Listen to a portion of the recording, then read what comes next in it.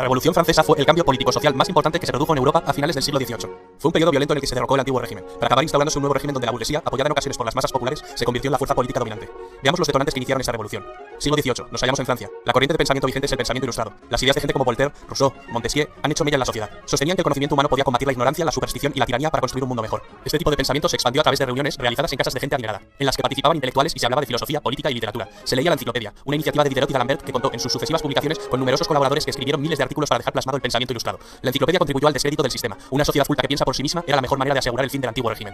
Los principios basados en la razón, la igualdad y la libertad estaban presentes en la mentalidad de los franceses. No solo de los franceses, las ideas ilustradas se habían extendido por Europa y sus colonias. Al otro lado del océano, la ilustración había servido de impulso para que un 4 de julio de 1776 las 13 colonias norteamericanas consiguieran su independencia. Francia se hallaba bajo el dominio de una monarquía absolutista. Reinaba por entonces Luis XVI, que estaba casado con María Antonieta. El poder del rey y de la nobleza eran la base de este régimen. El Estado se encontraba en una situación económica bastante precaria. Los gastos militares y las malas cosechas crearon una gravísima situación social. El pueblo pasaba hambre, mientras el lujo y el despilfarro del rey y la nobleza continuaban como si nada, endeudando más las arcas del Estado. La mentalidad ilustrada más el descontento social provocaron el caldo de cultivo perfecto para que estallara la revolución. Pero antes vamos a ver cómo estaba dividida la sociedad francesa. La sociedad estaba compuesta por tres sectores sociales llamados estados. El primer estado era la iglesia, no pagaba impuestos. Recibía de los campesinos el diezmo, es decir, la décima parte del producto de sus cosechas. Solo la iglesia podía legalizar casamientos, nacimientos y defunciones, y la educación estaba en sus manos. El segundo estado lo componía la nobleza, dueños de las tierras. La nobleza tampoco pagaba impuestos. Los campesinos les pagaban un tributo y solo podían venderles sus cosechas a ellos. Era una casa encerrada en sí misma. El primer estado y el segundo estado, es decir, el clero y la nobleza, sumaban un 3% de la población. El tercer estado comprendía el 97% de la población restante, y su composición era muy variada. Por un lado estaba la burguesía, formada por los ricos comerciantes y banqueros, los profesionales liberales, médicos, abogados, también por artesanos y pequeños comerciantes. Por otra parte existían campesinos libres, pequeños propietarios, arrendatarios y jornaleros. El tercer estado carecía de poder y decisión política, pero pagaba todos los impuestos, hacía los peores trabajos y no tenía ningún derecho. La burguesía necesitaba tener acceso al poder y manejar un estado centralizado que protegiera e impulsara sus actividades económicas, tal como venía ocurriendo en Inglaterra. Pero volvamos a París. Cuando la precariedad provocó revueltas, la gente fue a quejarse a Versalles del hambre que pasaba. Entonces corrió el rumor de que la reina, muy altanera, pronunció la frase: pues se coman pasteles. Algo así trascendió y resultó bastante provocador. Para levantar el grave déficit presupuestario, el rey tuvo que declarar al Estado en bancarrota y convocar en 1788 los Estados Generales, un parlamento medieval que se había convocado por última vez 174 años antes. Una asamblea donde los diputados de la nobleza, del clero y del pueblo se reúnen. Estuvieron presentes unos 1200 diputados. La mitad representaba los dos primeros estados y la otra mitad representaba el tercer estado, que había conseguido duplicar su representación. La sesión inaugural fue presidida por el rey Luis XVI. La nobleza y el clero reclamaban el voto por estamento, que les aseguraba la mayoría sin necesidad de lograr un consenso. El tercer estado pedía el voto por cabeza, que permitía más igualdad en la votación. Ante la negativa de los dos primeros estados y el consecuente bloqueo de toda votación, el tercer estado invitó a que diputados sueltos de la nobleza y del clero se unieran a ellos. Dos nobles y 149 miembros del clero lo hicieron. Ante este acto revolucionario, el rey Luis XVI mandó cerrar la sala y prohibió su entrada a los representantes del tercer estado. Los diputados del tercer estado entonces deciden constituirse en una nueva asamblea y ser los verdaderos representantes del pueblo de Francia. Encontraron otro lugar de reunión, la sala del juego de pelota de Versalles. Esta asamblea tomó el nombre de Asamblea Nacional, prometiendo permanecer unidos hasta dar una constitución a Francia. El rey intentó la disolución de la asamblea. El diputado Mirabeau entonces pronunció la célebre frase: estamos aquí por la voluntad del pueblo y solo saldremos por la fuerza de las bayonetas. El 14 de julio, el pueblo de París respaldó en las calles a sus representantes y ante el temor de que las tropas reales los detuvieran, asaltaron la fortaleza de la Bastilla, símbolo del absolutismo monárquico, pero también punto estratégico del plan de represión de Luis XVI, pues sus cañones apuntaban a los barrios obreros. Tras 4 horas de combate, los insurgentes tomaron la prisión. Retornando al ayuntamiento, la multitud acusó al gobernador de la prisión de traición. Le apuñalaron y recibió un balazo que lo mató.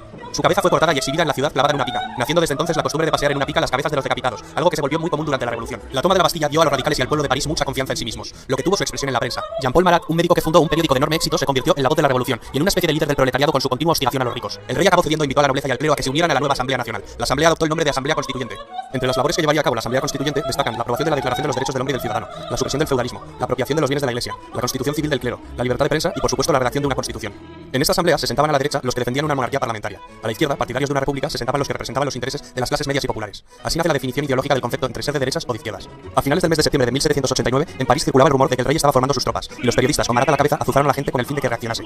La gente marchó a Versalles, acampó, organizó revueltas a las afueras de palacio e incluso un grupo de mujeres entró en palacio y decapitó a miembros de la Guardia Real. Después exigieron al rey que trasladara su residencia de Versalles a París, y así lo hizo. Una gran multitud desfiló a París y el rey tuvo que alojarse en el Palacio de las Tullerías. Era una manera de tenerle más controlado y poder someterlo a la voluntad popular. La Asamblea Constituyente, que trasladó también su cámara a París, consigue aprobar la Constitución en 1791. Francia funcionaría como una monarquía constitucional. La Constitución establece que la soberanía reside en la nación y ya no en el rey. Al rey no le queda otra que aceptar la Constitución. Con su poder enormemente debilitado, el rey empieza a pergeñar un plan para recuperar su poder. Sabe que solo puede hacer esto con la ayuda de un ejército extranjero. Su plan es escapar de las Tullerías para alcanzar la frontera más cercana. El rey y la reina se disfrazan de criados y escapan durante la noche. Cuando están a punto de alcanzar la frontera con Austria, su plan fracasa. Les descubren y les apresan. En este momento, el doctor Guillotin había propuesto un sofisticado método de decapitación que presenta a la asamblea. El periodista Marat, entusiasmado con este artefacto, apoda al aparato guillotina. Acabará teniendo un papel muy importante. Con los reyes presos y por miedo a un ataque inminente, la asamblea se anticipa y declara la guerra a Austria, el país de la familia de María Antonieta. Pronto Prusia se une a Austria.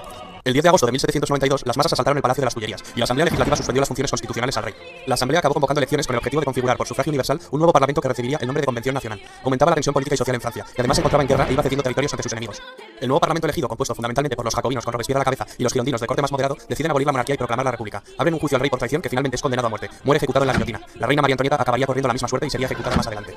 La revolución se había radicalizado. Durante este periodo se produjo el ajuste de cuentas entre los jacobinos radicales y los girondinos moderados. El sanguinario Marat arremete en su periódico contra los moderados y publica listas de supuestos traidores a la revolución.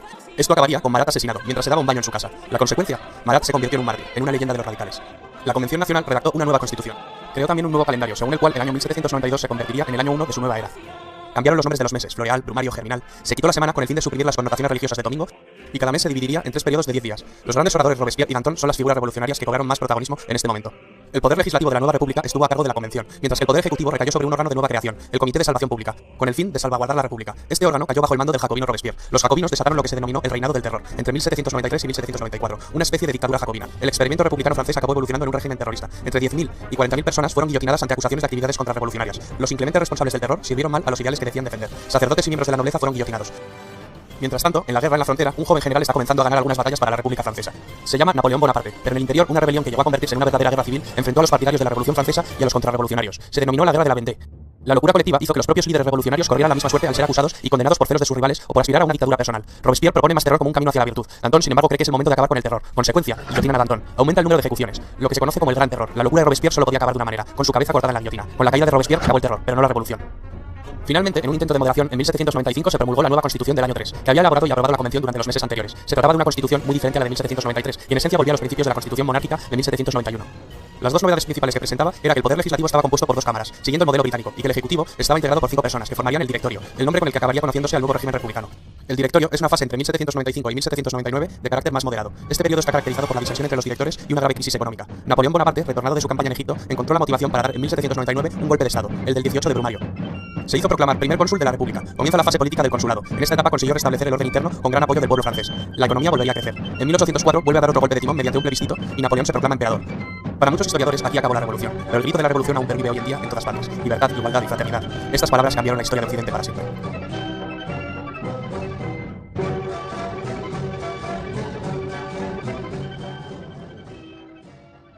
La revolución industrial. ¿Cuándo tiene lugar? En el periodo que va de 1780 a 1840. ¿Dónde tiene lugar? En Inglaterra, para después extenderse a Europa y a los Estados Unidos. ¿Por qué fue una revolución? ¿En qué consistió? Desde el Neolítico, esto es, 10.000 años antes del siglo XVIII, la humanidad no había experimentado una serie de transformaciones tan importantes en cuanto a su economía, su productividad, aparición de nuevas tecnologías que conllevó a una transformación profunda de la sociedad. En el Neolítico se aprendió a plantar, aparece la agricultura, domesticar a los animales, apareció la ganadería. Las sociedades ya no necesitan ser nómadas para subsistir, por lo que el hombre se hace sedentario y recolector, pudiendo almacenar el excedente. Surge un nuevo modelo de organización social con la aparición de ciudades y de nuevas civilizaciones. Con la revolución industrial se va a vivir otro salto cualitativo en la forma de vivir. Se va a pasar de un sistema rural de producción manual basado en la agricultura a un sistema de producción industrial en las ciudades. Vamos a desgranar cómo van apareciendo estos cambios. Nos situamos en la segunda mitad del siglo XVIII. En Inglaterra, las 13 colonias británicas en América acaban de independizarse, hecho que marca el inicio de la edad contemporánea. Es la época de las revoluciones liberales y el derrocamiento del antiguo régimen. Desaparece el poder absoluto del monarca. Los súbditos se convierten en ciudadanos que van a poder tomar decisiones sobre su propio destino. Desaparece la brecha social entre los privilegiados y el pueblo llano, con el surgimiento de una nueva clase social, la burguesía, una clase revolucionaria enfrentada a los estamentos de los privilegiados. ¿Por qué la revolución industrial comienza en Inglaterra? En Inglaterra se había instaurado 100 años antes el sistema parlamentario, definido ideológicamente por el liberalismo de John Locke, basado en la división de poderes, la economía de mercado y la libertad individual. Este modelo fue copiado después por Estados Unidos, Francia, España y es el modelo que se usa hoy en día en casi todos los países democráticos. Este sistema presta un nivel de seguridad jurídica que proporcionaba suficientes garantías para el empresario privado. Ello sumado a una mentalidad protestante más abierta que en otros países del sur de Europa, un periodo de paz dentro de Gran Bretaña, un buen sistema bancario, cierto equilibrio monetario y la ausencia de inflación hacen que se den las condiciones para que aparezca el capitalismo y con ello la revolución de la industria. Inglaterra también tenía una posición geoestratégica privilegiada, poseía una gran flota naval que dominaba los mares, controlaba, entre otros, los territorios del subcontinente indio, fuente importante de materias primas para su industria, como el algodón que alimentaba la industria textil. El proletariado. Con el nacimiento de la burguesía nace también el proletariado, los trabajadores o clase obrera que carece de propiedades y medios de producción, por lo que para subsistir se ve obligada a arrendar sus fuerzas de trabajo a la burguesía propietaria de los medios de producción. Las condiciones laborales de los trabajadores eran todavía muy precarias, con largas jornadas de trabajo y malas condiciones sanitarias. Pese a esto, supusieron un gran avance respecto a épocas anteriores. Hubo un éxodo del campo a las ciudades. Las grandes ciudades mejoraron su alcantarillado y mejoraron las condiciones de salubridad. Se redujeron las epidemias y Edward Jenner descubrió la primera vacuna contra la viruela. Se redujo la mortalidad infantil. La consecuencia fue una gran explosión demográfica. En un siglo se triplicó la población del país. Aumentó la esperanza de vida de los 35 a los 50. El capitalismo trajo progreso y el salario medio en Inglaterra se duplicó. Los precios bajaron y mejoró sustancialmente la calidad de vida. Aunque el nivel de vida mejoró en el cómputo general, los grandes beneficiarios fueron los burgueses, que pasan de ser una clase social revolucionaria a una clase acomodada. La burguesía, cuya situación de privilegio social se basa fundamentalmente en la fortuna, desplaza definitivamente a la aristocracia terrateniente cuyos privilegios estaban en su origen o en sus vínculos de sangre. Pero el nivel de vida de la clase obrera todavía tendría un amplio margen de mejora. Y si no, que se lo digan a Karl Marx. ¿Cuál fue el principal avance tecnológico de la revolución industrial? La máquina de vapor fue un invento que perfeccionó el ingeniero escocés James Watt. La máquina de vapor consiste en un motor de combustión externa que transforma la energía térmica de una cantidad de agua en energía mecánica. Por la flecha roja a la izquierda entra el vapor de agua calentado por una caldera de carbón cerrada herméticamente. Se genera vapor de agua, lo cual produce la expansión del volumen de un cilindro empujando un pistón. Mediante un mecanismo de biela manivela, el movimiento lineal alternativo del pistón del cilindro se transforma en un movimiento de rotación que acciona una rueda. ¿Qué aplicaciones tuvo la máquina de vapor? La introducción de la máquina de vapor en las distintas industrias fue el paso definitivo en el éxito de la revolución industrial, pues su uso significó un aumento espectacular de la capacidad de producción. Al elevar la capacidad de producción, se disminuye el tiempo de fabricación de los productos, dando paso a la producción en serie. Se simplifican tareas complejas en varias operaciones simples que puede realizar cualquier obrero sin necesidad de que sea mano de obra cualificada, y de este modo bajar costos en producción y elevar la cantidad de unidades producidas. Los modelos anteriores de máquinas de vapor a los de Watt se habían usado para el bombeo de agua. La máquina de Watt introducía el movimiento rotatorio, por lo que se pudo usar para suministrar energía motriz a otras máquinas, como un molino harinero, un martillo de forja, para elevar carretillas con mineral en las minas mediante raíles metálicos o para la floreciente industria textil del algodón. Pronto se realizaron los primeros experimentos para aplicar el vapor al transporte terrestre. George Stephenson, que comenzó experimentando con el transporte de grandes cargas en las minas de carbón, puso a punto su primera locomotora. La construcción del ferrocarril de Liverpool a Manchester en 1829 consolidó su fama para siempre. El ferrocarril permitía transportar materias pesadas a 40 km por hora,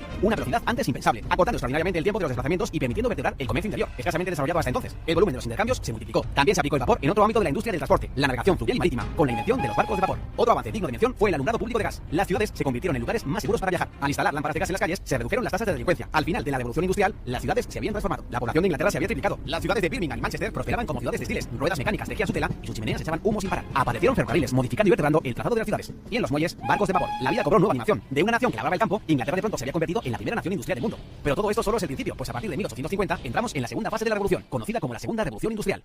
¿Quieres ser miembro del canal? Al lado del botón de suscripción hay un botón que pone unirse. Haciéndote miembro del canal obtendrás insignias y emojis personalizados. También garantizarás la viabilidad económica del canal. Haremos directos privados exclusivos. Verás los vídeos antes que nadie y podrás elegir qué vídeos quieres que hagamos. Es una aportación mensual que puedes pagar vía PayPal o con tarjeta de crédito. Para finalizar, le das a comprar y ya está.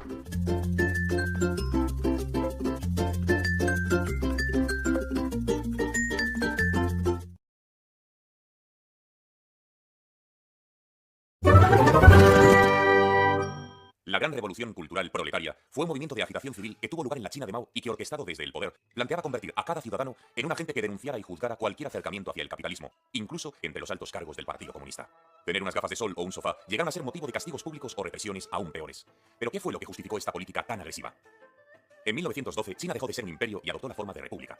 Las siguientes décadas resultaron traumáticas para todo el globo, pero en China la situación fue aún más traumática si cabe.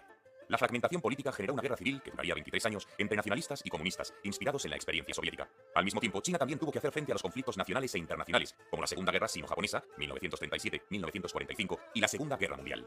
Finalmente, el 1 de octubre de 1949, Mao Zedong, el gran timonel, declaró la instauración de la República Popular China. Su doctrina, inspirada en el marxismo-leninismo, pasaría a ser la única permitida. No obstante, Mao aún no tenía el control total de la situación.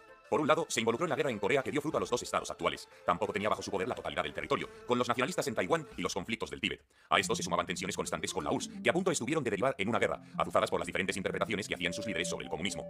Y lo más importante, al líder chino le asustaba cualquier tipo de oposición dentro de su propio partido, habiendo observado las derivas revisionistas de la URSS.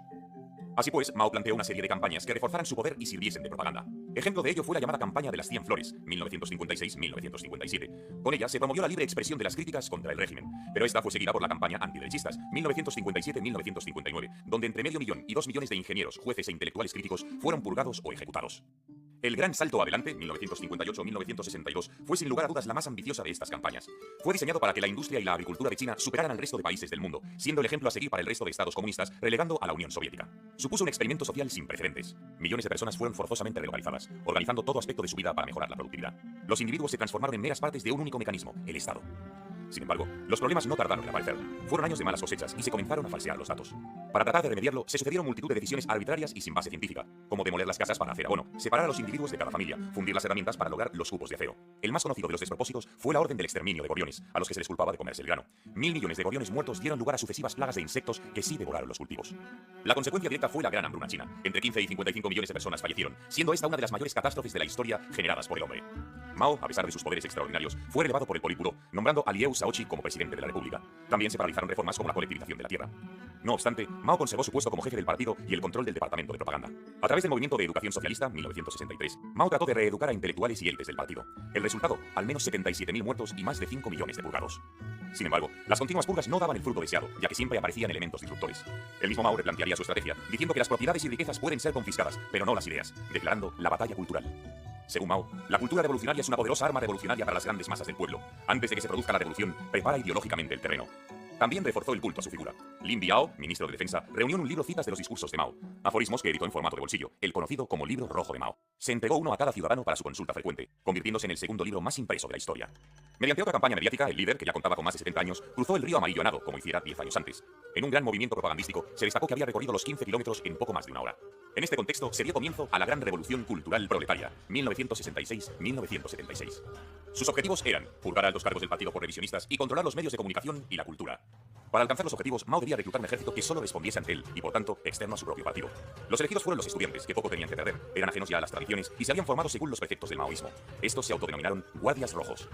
La mayoría de sus integrantes eran alumnos de secundaria, procedentes de entornos urbanos e identificados simplemente por un brazalete rojo y el libro de Mao, listos para demostrar que estaban más comprometidos con la causa que el resto de sus compañeros. Mao les dio instrucciones para bombardear el cuartel general del partido y finalmente prendió la mecha de la revolución en el agosto rojo de 1966. A partir de una obra de teatro crítica, alumnos de la Universidad de Pekín interrogaron a sus profesores y criticaron a varios altos cargos del partido. Para su sorpresa, Mao, en lugar de desautorizar a estos radicales, se puso del lado de los estudiantes, señalando que se sentían oprimidos por las ideas tradicionales, burguesas y capitalistas. Rebelarse está justificado pasó entonces a ser uno de sus lemas. Se dio rienda suelta al empleo de la violencia, prohibiendo a la policía y al ejército intervenir. Se suprimieron las clases y se les proporcionaron a los estudiantes todos los recursos necesarios para continuar su labor por toda China. Altos cargos del partido trataron de controlar a esos jóvenes a través de sus propios hijos o de comisiones, pero pocos pudieron eludir la inquisitiva vigilancia de la Guardia Roja. Hasta el presidente de la República, Liu Shaoqi, fue apalizado y encarcelado, muriendo finalmente al negársele sus medicinas. Deng Xiaoping, el otro miembro del Politburo que reemplazó a Mao, también fue encarcelado en varias ocasiones y reeducado en una fábrica de tractores. De manera simultánea, Lin Biao señaló en sus arengas a la Guardia Roja cuáles debían ser sus enemigos, las llamadas 4 cosas viejas, las viejas costumbres, la vieja cultura, los viejos hábitos y las viejas ideas. Bajo estas difusas definiciones, cualquier cosa relacionada con cultura, religión, tradiciones, educación, arte o familia debía de ser eliminada y sustituida por las ideas proporcionadas por Mao. Sirva como ejemplo la literatura previa a 1949, perseguida y destruida. Se trataba de borrar todo lo antiguo para establecer lo nuevo, asentar un nuevo sistema moral, establecer qué estaba bien y qué estaba mal. La propia sociedad se polarizó. Los rojos maoístas se oponían a los negros, todos los demás. De hecho, también se señalaron los 9 ancianos fétidos, propietarios de tierras, campesinos ricos, contrarrevolucionarios, malas influencias, traidores, miembros del partido no maoístas, simpatizantes del capitalismo, intelectuales y derechistas. Como con las 4 cosas viejas, cualquiera podía ser identificado como tal por tener una barra de labios o llevar ropas tradicionales. La propia prensa gubernamental indicó las pautas a seguir. 1. Cambiar los nombres de calles, tiendas y nombres propios para hacerlos más revolucionarios. Incluso se intercambió el sentido del color rojo en los semáforos. 2. Manifestaciones con tambores, canciones y lemas. 3. Empapelar las ciudades con propaganda. 4. Forzar negocios a cerrar. 5. Nuevos estilos de vestir, hablar y peinarse. 6. Destruir obras de artes, archivos, bibliotecas y antigüedades. Los templos, iglesias, mezquitas y cementerios fueron destruidos por sus propios sacerdotes obligados a punta de pistola. En Shanghái se confiscaron 250.000 casas. 7. Destruir símbolos de autoridad históricos. Hasta las tumbas de los emperadores o de filósofos como Confucio fueron profanadas. 8. Coacciones para reducir los precios. 9. Cambios arbitrarios en las oficinas gubernamentales y en las normativas, bloqueando el gobierno y la economía. También se institucionalizaron los scratches en las sesiones de lucha, condenando a los sospechosos de ser negros sin juicio previo, ya fuese por acusación popular, por informantes o por sus propios hijos. Se les exponía públicamente en actos en los que debían admitir su culpa y donde hasta sus amigos y familiares les insultaban ante el miedo de seguir su misma suerte. Si sobrevivían a las palizas y no se suicidaban, eran enviados a campos de reeducación. Se estima que murieron entre 1 y 7 millones de personas. En 1968, el país estaba a las puertas de una nueva guerra civil. Además de las divisiones entre los guardias rojos, también hubo enfrentamientos con los obreros, en ocasiones aún más radicalizados. Así pues, Lin Biao, responsable de las purgas en el ejército, tuvo que intervenir con los militares cuando los guardias rojos se estaban haciendo con los arsenales. En Wuhan se llegaron a movilizar 3 divisiones de infantería, cañoneros de la armada y cazas contra los revolucionarios. Pero a esas alturas la Guardia Roja ya había cumplido su función, así que entre 16 y 18 millones de sus miembros fueron enviados a campos de reeducación. Luego Lin Biao fue nombrado sucesor de Mao, pero 3 años más tarde falleció en un misterioso accidente de avión en Mongolia, entre sospechas de que estuviera preparando un golpe de estado. El poder pasó a un grupo de radicales afines a Mao, la Banda de los 4, que trabajaba en la instauración de la nueva cultura a través de la propaganda, lo que Mao denominaba el poder blando. Dang Tungqiao, periodista y escritor salvado de las purgas por Mao, orientaba las acciones de la Guardia Roja y era conocido como la Cobra. Zhao Wenjuan, crítico y editor que había ascendido denunciando a otros periodistas. Wang Hongwen, guardaespaldas de políticos y cabeza visible de la Guardia Roja. Y por último, Yang Qing, actriz, guerrillera antijaponesa y cuarta mujer de Mao. El resultado de esta política en lo referente a la cultura fue demoledor. Toda producción cultural o artística anterior a 1949 debía ser eliminada, hasta la propia historia del país. En su lugar, Yang Qing planificó la creación de las 8 óperas modelo, que glorificaban la lucha de clases, la nueva estética socialista y la victoria de Mao. Estas pronto se convirtieron en la única fuente mitológica a la que recurrir. Eclipsaron cualquier otro entretenimiento, muchos por ser ilegales, y continuamente eran reproducidas en calles, fábricas, colegios o en la radio. Por otro lado, se dio un auténtico impulso al arte socialista, liberando a los artistas del mercado para difundir la nueva cultura, para educar a la gente y atacar a los enemigos. Es decir, poner a todos los artistas al servicio del partido. Entre ellos, Jiang Ming continuó con la pintura tradicional, pero retratando paisajes industriales magnificados. O Li Yenxiong, fotógrafo del partido, que ocultó durante décadas cientos de fotografías que sabía que podían sentenciarle a muerte. Incluso los maestros de artes marciales solo podían practicar las técnicas de la Guardia Roja. Pero la mayoría se vio forzada a destruir sus propias obras y dejar de pintar o enseñar, como le sucedió al maestro Wu Guanzhong, y fueron enviados a los campos de reeducación. Mao falleció en 1976. Le sucedió Hua Guaofeng, que por sorpresa mandó encarcelar a la Banda de los 4, culpándoles de todos los excesos de la revolución cultural. Además, rehabilitó a Deng Xiaoping, que acabó gobernando el país y que promovió el crecimiento económico y el reformismo que tanto temía Mao.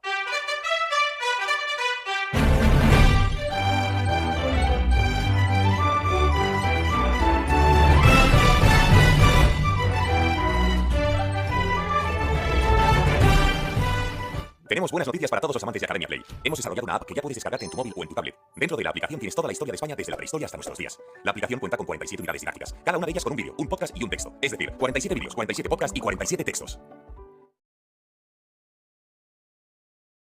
La Primera Guerra Mundial, antes conocida como la Gran Guerra, fue una confrontación bélica ocurrida principalmente en Europa entre los años 1914 y 1918. La guerra más sangrienta que había conocido el mundo hasta entonces. Más de 9 millones de combatientes y unos 7 millones de civiles perdieron la vida. Una cifra extraordinariamente elevada comparado con guerras anteriores. Estas cifras son tan elevadas, entre otras cosas, por los avances tecnológicos e industriales de los beligerantes. En la Gran Guerra se vieron involucradas todas las grandes potencias industriales y militares de la época. Antecedentes.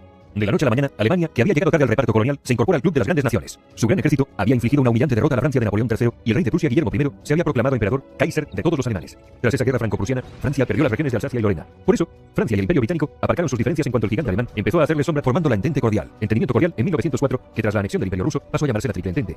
¿Qué bandos se enfrentaron? Se enfrentaron dos bandos. Por un lado, la Triple Entente que acabamos de mencionar. En el otro bando tenemos a las potencias centrales que surgen de la Triple Alianza formada por el Imperio Alemán, el Imperio Austrohúngaro e Italia. La alianza era una coalición inicialmente integrada por el Imperio Alemán y el Imperio Austrohúngaro por iniciativa del canciller Otto von Bismarck. Estos países acordaron apoyarse en el caso de ser atacados por Francia o por Rusia. Ambas alianzas sufrieron incorporaciones. El Imperio Otomano y el Reino de Bulgaria se unieron a las potencias centrales. Italia se cambia de bando y se une al bando a la postre ganador, el de la Triple Entente. También se les unen el Imperio del Japón y Estados Unidos. ¿Cuál fue el detonante? El imperialismo y colonialismo que venían desarrollando desde hacía décadas las potencias involucradas fue la principal causa subyacente, pero la chispa que desató el conflicto se encendió el 28 de junio de 1914 en Sarajevo, con el asesinato del archiduque Francisco Fernando de Austria y su esposa. El asesino era un ultranacionalista de origen bosnio. Bosnia había sido anexionada al Imperio Austrohúngaro. Con el asesinato buscaba la unificación de todos los eslavos del sur de Europa bajo otra forma de gobierno, integrándose con el vecino reino de Serbia y librándose de los odiados austríacos. El asesinato desató una crisis diplomática. Austria, Hungría y Alemania exigieron a Serbia la apertura de una investigación y la actuación en territorio serbio. Serbia se negó en rotundo, con el respaldo de la Rusia del zar Nicolás II. Austria-Hungría finalmente declara la guerra a Serbia. Rusia entonces sale en ayuda de Serbia. Más tarde Alemania mueve ficha, invade Luxemburgo y declara la guerra a Rusia y a Francia, e invade Bélgica. Los británicos salen en auxilio de Bélgica y Francia y se movilizan contra Alemania y así sucesivamente. De pronto, media Europa estaba en guerra contra la otra media. Hoy resultaría impensable la alegría que produjo en Alemania el estallido de la guerra. Los alemanes pensaron en una guerra rápida, derrotar a Francia entrando en París, invadiendo la neutral Bélgica para en pocos meses trasladar toda su maquinaria a Rusia. Pero los franceses resistieron. El avance armamentístico impuso una guerra muy costosa y muy larga que rápidamente se enquistó y se convirtió en una auténtica carnicería. Las líneas de trincheras apenas variaron. En esta guerra aparecieron nuevos cañones, ametralladoras, submarinos, carros de combate, aviones de combate, dirigibles, gases venenosos mortíferos como el gas mostaza. Se combatió en muchos frentes, en los Balcanes, en los Dardanelos, en Oriente Medio, en el Cáucaso, en los Alpes italianos, en África, en Extremo Oriente, en el Pacífico y en el Atlántico, aunque los principales esfuerzos se concentraron en dos frentes, el frente occidental y el frente oriental. La guerra de trincheras, en la cual los ejércitos combatientes se refugian en zanjas cavadas en el suelo, existe a partir de la revolución que supuso el uso de armas de fuego. Este tipo de guerra llega a su punto máximo de brutalidad y mortalidad en el frente occidental en 1916, con las batallas de Verdún y la del río Somme. En el frente oriental pusieron al mando del ejército alemán a una vieja gloria, Paul von Hindenburg. Tras sus victorias, acabaría siendo jefe del Estado Mayor con el general Ludendorff como subordinado. Ambos acabarían creando una dictadura militar, dirigiendo de facto el país, marginando al Kaiser Guillermo II y al propio Parlamento alemán. Los alemanes intentaron aislar a los ingleses con sus submarinos U-Boot. Estos submarinos atacaban una y otra vez los barcos que abastecían la isla. En 1915, los alemanes hunden el RMS Lusitania, un gran transatlántico orgullo del poderío británico. En el hundimiento mueren 128 estadounidenses. Este hecho también cargó mucho a los yanquis. Aún así, el presidente demócrata Wilson se presentó a la reelección haciendo campaña con el lema "Él nos mantuvo fuera de la guerra" y salió reelegido. Sin embargo, los alemanes seguirían hundiendo barcos mercantes. Además, se interceptó un telegrama del ministro alemán de Asuntos Exteriores, Arthur Zimmermann, dirigido al presidente de México, intentando convencerle de que se posicionase en el conflicto de su lado si los Estados Unidos entraban en la guerra. Y vaya si entraron. Este fue el casus belli que provocó que en 1917 los Estados Unidos le declararan la guerra a los alemanes. Y esto, claro, terminó de desestabilizar la balanza. También ese mismo año en Rusia, las hambrunas, las bajas de la guerra y otros factores desencadenaron el estallido de lo que sería la Revolución Rusa. El zar Nicolás II tuvo que abdicar y los bolcheviques liderados por Lenin tomarían el control. Finalmente, los rusos firmaron el armisticio con los imperios centrales y más tarde, la paz.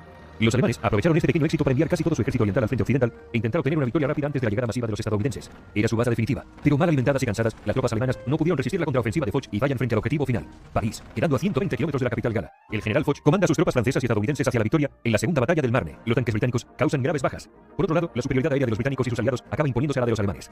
Los italianos también derrotaron a los austrohúngaros. Ludendorff y Hindenburg son partidarios de la capitulación inmediata, pues creen que el frente se derrumbará en cualquier momento. Tropas estadounidenses de repuesto no paran de desembarcar e incluso Italia se prepara para enviar más refuerzos a Francia. Alemania y las potencias centrales sobre el papel habían perdido la guerra. El presidente norteamericano Wilson proclama que Estados Unidos solo negociará con un gobierno alemán democrático. Después de una revolución obrera en Berlín, el Kaiser abdica y huye a Holanda. Es el fin de los Kaiseres alemanes. Tras el Tratado de Paz de Versalles, Alemania sufrirá humillantes sanciones que avivaron el odio alemán hacia los vencedores. El primer ministro francés había sido el más vehemente, defendiendo con ardor las represalias contra los alemanes. El orden mundial se alteró tras la guerra. 4 imperios se deshicieron: el alemán, el austrohúngaro, el otomano y el imperio ruso de los zares. El deshonroso Tratado de Versalles acabaría propiciando gran resentimiento en Alemania y el ascenso de un joven cabo llamado Adolf que desencadenaría una segunda guerra mundial.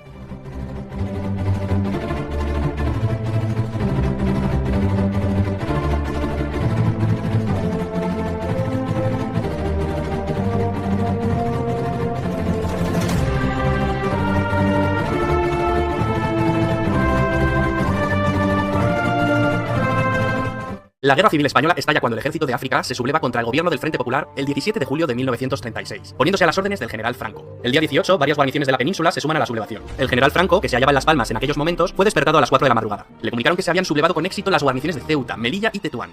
Por la mañana, ya del día 18, Franco embarca a su mujer y a su hija en un transatlántico con destino a Francia, y él a las 2 de la tarde sube al Dragón Rapid, un avión que le llevará a la zona española del Protectorado de Marruecos. ¿Por qué se alzaron contra el gobierno? Para ello tenemos que echar la vista hacia atrás. En el año 1923, Miguel Primo de Rivera, con apoyo del rey Alfonso XIII, había instaurado una dictadura militar. En 1930, agotada la dictadura, dimite. El país llevaba muchos años de atraso social y económico con respecto a otros países de su entorno. En 1931 se convocan elecciones municipales. Fueron elegidos más concejales monárquicos que republicanos. El caso es que la coalición de partidos republicanos, moderados y de izquierda obtuvo mayoría en las grandes ciudades, por lo que el rey Alfonso XIII, viendo las manifestaciones pro-republicanas tras los comicios, decide hacer las maletas y huir del país. En Madrid, el Comité Revolucionario proclama la República, lo que se conocerá como Segunda República, ya que España había tenido otra fallida aventura republicana muchos años antes. La monarquía renunció a sí misma, por lo tanto, la Segunda República estaba perfectamente legitimada. Niceto Alcalá Zamora asume la presidencia del gobierno provisional, que tenía como misión elaborar una nueva constitución republicana con un corte fuertemente anticlerical. Niceto Alcalá Zamora, que era católico, propugnaba una secularización más moderada y se encontró con una fuerte oposición. Una ola anticlerical se desató en buena parte de España. Los disturbios empezaron en Madrid, y la algarada se propagó rápidamente, con violentas revueltas en otras ciudades. Muchos conventos y edificios religiosos ardieron, se profanaron lugares de culto y cementerios. Hubo muchos heridos, incluso muertos. La Constitución se aprobó en diciembre y se iniciaron las primeras reformas. Alcalá Zamora ya había dimitido por no estar de acuerdo en el trato que la Constitución daba a la cuestión religiosa. Comenzaba la etapa de Manuel Azaña, que pretendía acelerar la modernización del país. Temiendo que Alcalá Zamora emprendiera una campaña revisionista y de desprestigio contra la República, los socialistas y los azañistas convinieron en ofrecerle la presidencia de la República, cargo que ocuparía durante años con gobiernos de distinto signo. A esta etapa azañista de 2 años, del 31 al 33, se la conoció como el primer bienio, o bienio reformista. En el 33 volvió a haber elecciones, y esta vez ganó una coalición de derecha que acabó encabezando Alejandro Lerroux. Este segundo bienio es conocido como el bienio conservador. Fue un periodo de gran inestabilidad, con un intento fracasado de golpe de Estado, la Revolución de Octubre de 1934 en Asturias, que estuvo alentada por importantes dirigentes del PSOE como Largo Caballero e Indalecio Prieto. A río revuelto con Pines, de paso, proclamó el Estado catalán dentro de la República Federal Española. Pero el líder catalán no consiguió sus objetivos y acabó en la cárcel. Mientras tanto, la revuelta en Asturias fue sofocada por el gobierno, que contó con un joven general para coordinar las operaciones. Se llamaba Francisco, de primer apellido Franco. La insurrección de Asturias reafirmó en la derecha, y especialmente en los monárquicos, la convicción de que si el Estado había conseguido sofocar la revuelta, no había sido por la eficacia de las instituciones republicanas, sino por la determinación de las Fuerzas Armadas de actuar rápida y contundentemente. La derecha perdió la fe en la legalidad, por lo que empezó a pensar en defender sus intereses por otros medios. La insurrección de la izquierda era un claro preludio de la guerra. Es por ello que hay algunos autores que sitúan el inicio de la guerra civil en el 34. En palabras de Indalecio Prieto, la revolución solo había servido para hacer más profundo el abismo político que dividía a España. La represión fue dura, se hicieron muchos prisioneros, hubo juicios y sentencias de muerte, aunque también por rebajar la tensión muchas penas fueron conmutadas. En la derecha crecía un temor a que en un próximo intento acabara triunfando una revolución bolchevique. En febrero de 1936 se celebraron elecciones generales, las últimas de la Segunda República Española. Las izquierdas, para ganar, se unieron en lo que se llamó el Frente Popular, una coalición de socialistas, comunistas y anarquistas. La cosa estuvo muy empatada, pero la coalición Frente Populista acabó obteniendo la victoria, no exenta de sospechas de fraude. Las posiciones se habían radicalizado mucho. La izquierda no supo contenerse y los desórdenes se sucedieron de nuevo. Manifestaciones, huelgas, quemas de conventos e iglesias. Además, los políticos de izquierdas ya exigían sin ambajes la dictadura del proletariado. El Partido Comunista Español, que años antes era insignificante, crecía como la espuma. Por otro lado, el hijo de Miguel Primo de Rivera, José Antonio, había creado un movimiento de inspiración fascista, la Falange. El fascismo triunfaba en Italia y en Alemania, y caló en España. La Falange, fusionada con las juntas de ofensiva nacional sindicalista, no habían tenido un buen resultado en los comicios del 36, y se había quedado sin representación. Sin embargo, ahora los jóvenes de derecha se empezaban a alistar en sus filas, y el partido crecía y crecía. El caos se apoderó de España, reyertas callejeras entre comunistas y falangistas. Cada día había muertes de uno y otro lado. El gobierno no supo poner orden. El moderado presidente de la República, Niceto Alcalá Zamora, fue destituido, y Manuel Azaña acabaría ocupando el cargo. Casares Quiroga aceptaría la presidencia del gobierno. El PSOE estaba cada vez más dividido. Para Indalecio Prieto era prioritaria la defensa de la República. Sin embargo, la facción más radical, representada por Largo Caballero, apodado el Lenin español, se inclinaba porque los obreros se apoderaran del poder político, al margen de la legalidad, para iniciar las transformaciones sociales. Largo Caballero abogaba por una revolución social que habría de conseguirse por la violencia. Mientras, un alzamiento militar contra el Frente Popular se estaba gestando en la sombra. 4 años antes ya había fracasado un pronunciamiento militar, la llamada Sanjurjada. Sin embargo, en 1936 la sublevación contaría con el general Mola como director, con Sanjurjo exiliado en Portugal otra vez al frente. Esta vez habrían de coordinarse mejor las cosas. Solo hacía falta un detonante. Y ese detonante llegó. El 12 de julio de 1936, unos falangistas mataron al teniente de la Guardia de Asalto Republicana, José del Castillo, militante socialista. El cuerpo policial buscaba venganza y trató de detener a algún falangista. Como no lo encontraron, fueron a buscar a Gil Robles, pero este se encontraba de veraneo en Biarritz. Fue entonces cuando pasaron por la calle Velázquez y alguien propuso ir a por José Calvo Sotelo, que vivía ahí. Le detuvieron de madrugada y le metieron en una camioneta. Ahí, un escolta de Indalecio Prieto le disparó en la nuca. José Calvo Sotelo era una gran figura de la derecha, diputado y destacado líder de la oposición. Su asesinato causó gran conmoción y fue lo que hizo que Francisco Franco, hasta entonces indeciso, decidiera sumarse al golpe de Estado dirigido por Mola. Y es aquí donde retomamos la historia. La rebelión militar estalló con éxito en Marruecos y al día siguiente alcanzó la península. De los 24 generales de división con mando en fuerza solo se sublevaron 4, pero los sublevados contaban con el ejército de África, que era el más experimentado. Los golpistas tenían planeado ocupar las ciudades más importantes en un par de días, como mucho, pero no fue así. La intervención de las fuerzas de seguridad, las tropas leales y los civiles armados por el gobierno frustraron parcialmente el golpe. El alzamiento no triunfa ni en la capital, Madrid, ni en Barcelona, aquí gracias a la decisiva intervención del general Aranguren, que se mantuvo fiel a la República. La guerra se enquistaría durante 3 largos años. Fue una guerra fratricida, entre hermanos, una guerra que todavía sigue trayendo cola a día de hoy. 2 Españas enfrentadas, buenos y malos, héroes, villanos, víctimas, verdugos, hubo de todo, y en ambos bandos. La península quedó dividida en 2 zonas, la republicana y la llamada nacional. ¿Cómo actuaron los países vecinos? Lo cierto es que ninguna democracia movió un dedo para ayudar a la República. De hecho, Inglaterra y Francia promovieron un acuerdo de no intervención, al que se sumaron muchos países. Este acuerdo fue una farsa, y algunos países se lo saltaron a la torera. España se convirtió en campo de batalla de las fuerzas totalitarias antagónicas en Europa. El nazismo y el fascismo contra el comunismo. También se convirtió en laboratorio de experimentación de nuevas armas y métodos de guerra. Las potencias nazi y fascistas suministraron tanques y aviones a los sublevados, además de una fuerza de infantería voluntaria italiana, mientras que los ingleses y americanos les facilitaron el combustible. La Unión Soviética apoyó con firmeza a los republicanos, con entrega de material bélico y víveres a cambio del oro del Banco de España, el famoso oro de Moscú, con el que Stalin se cobró la ayuda. Para luchar contra el ejército sublevado, el gobierno republicano, presidido desde el 19 de julio por Giral, pues Casares Quiroga había dimitido, armó en los compases iniciales de la guerra a los civiles, lo que daría lugar a las famosas milicias. Valientes milicianos, indisciplinados, iban a convertir la famosa lucha de clases en una guerra de clases. Los milicianos desatan el terror en la retaguardia, fijando su ira especialmente en la Iglesia Católica, y dando muerte a más de 8.000 religiosos.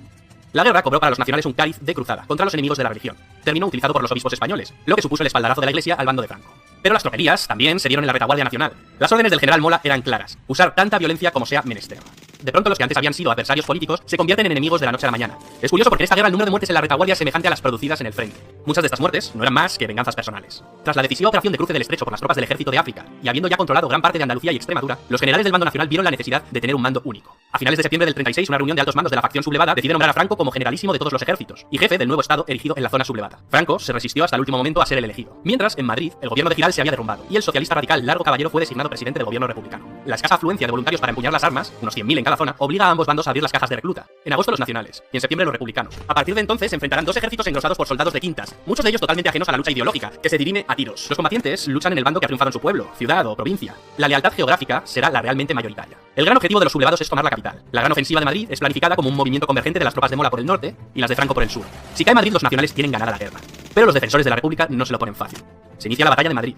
Los republicanos, además del material bélico soviético, cuentan con unas unidades militares compuestas por voluntarios extranjeros de más de 50 países, las llamadas brigadas internacionales. El gobierno republicano presidido por Largo Caballero tomó la precaución de abandonar Madrid e instalarse en Valencia. La primera fase termina en febrero y marzo de 1937, con las batallas de Jarama y de Guadalajara. En esta última son derrotados humillantemente los voluntarios italianos enviados por Mussolini, en la que es difundida propagandísticamente como la primera derrota del fascismo en el campo de batalla. Los años 37 y 38 constituyen el largo tramo central de la guerra, que partiendo de un equilibrio de fuerzas se va a ir resolviendo en favor de los sublevados. A principios de 1937 los nacionales avanzan y conquistan Málaga. El norte, Vizcaya, Santander, Asturias, era de gran interés estratégico al ser una región industrial. Franco, habiendo renunciado a la toma de Madrid, inicia la ofensiva del norte y acabará ocupando la cornisa cantábrica. Mundialmente conocido será el episodio en el que los bombarderos alemanes de la Alemania nazi, la conocida como la Legión Cóndor, atacaron la ciudad de Guernica. Pablo Picasso dedicó a Guernica un cuadro que se expuso en París, tratando de mostrar los horrores de la guerra e intentar atraer la simpatía del público hacia la causa republicana. En mayo de 1937, después de graves enfrentamientos armados en Barcelona entre anarquistas y comunistas, Largo Caballero dimite como jefe del gobierno. Las diferencias en el bando republicano se dirimen entre quienes quieren anteponer la revolución a la guerra, como son los anarquistas, y quienes buscan el triunfo militar por encima de todo, como los comunistas. El presidente de la República, Manuel Azaña, nombra a Juan Negrín presidente de gobierno.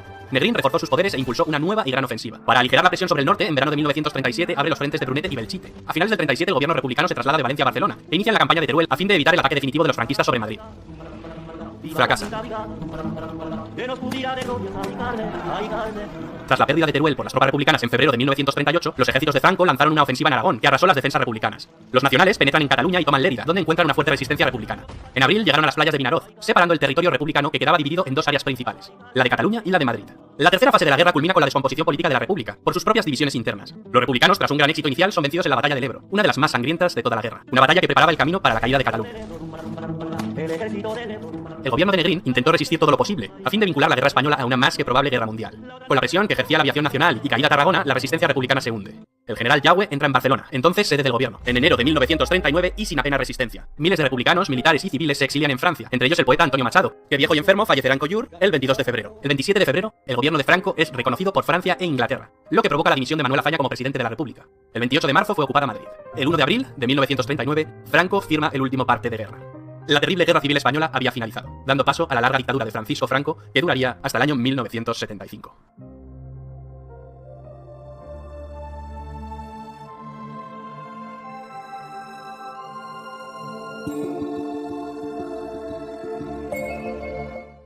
¿Quieres ser miembro del canal? Al lado del botón de suscripción hay un botón que pone unirse. Haciéndote miembro del canal obtendrás insignias y emojis personalizados. También garantizarás la viabilidad económica del canal. Haremos directos privados exclusivos. Verás los vídeos antes que nadie y podrás elegir qué vídeos quieres que hagamos. Es una aportación mensual que puedes pagar vía PayPal o con tarjeta de crédito. Para finalizar le das a comprar y ya está.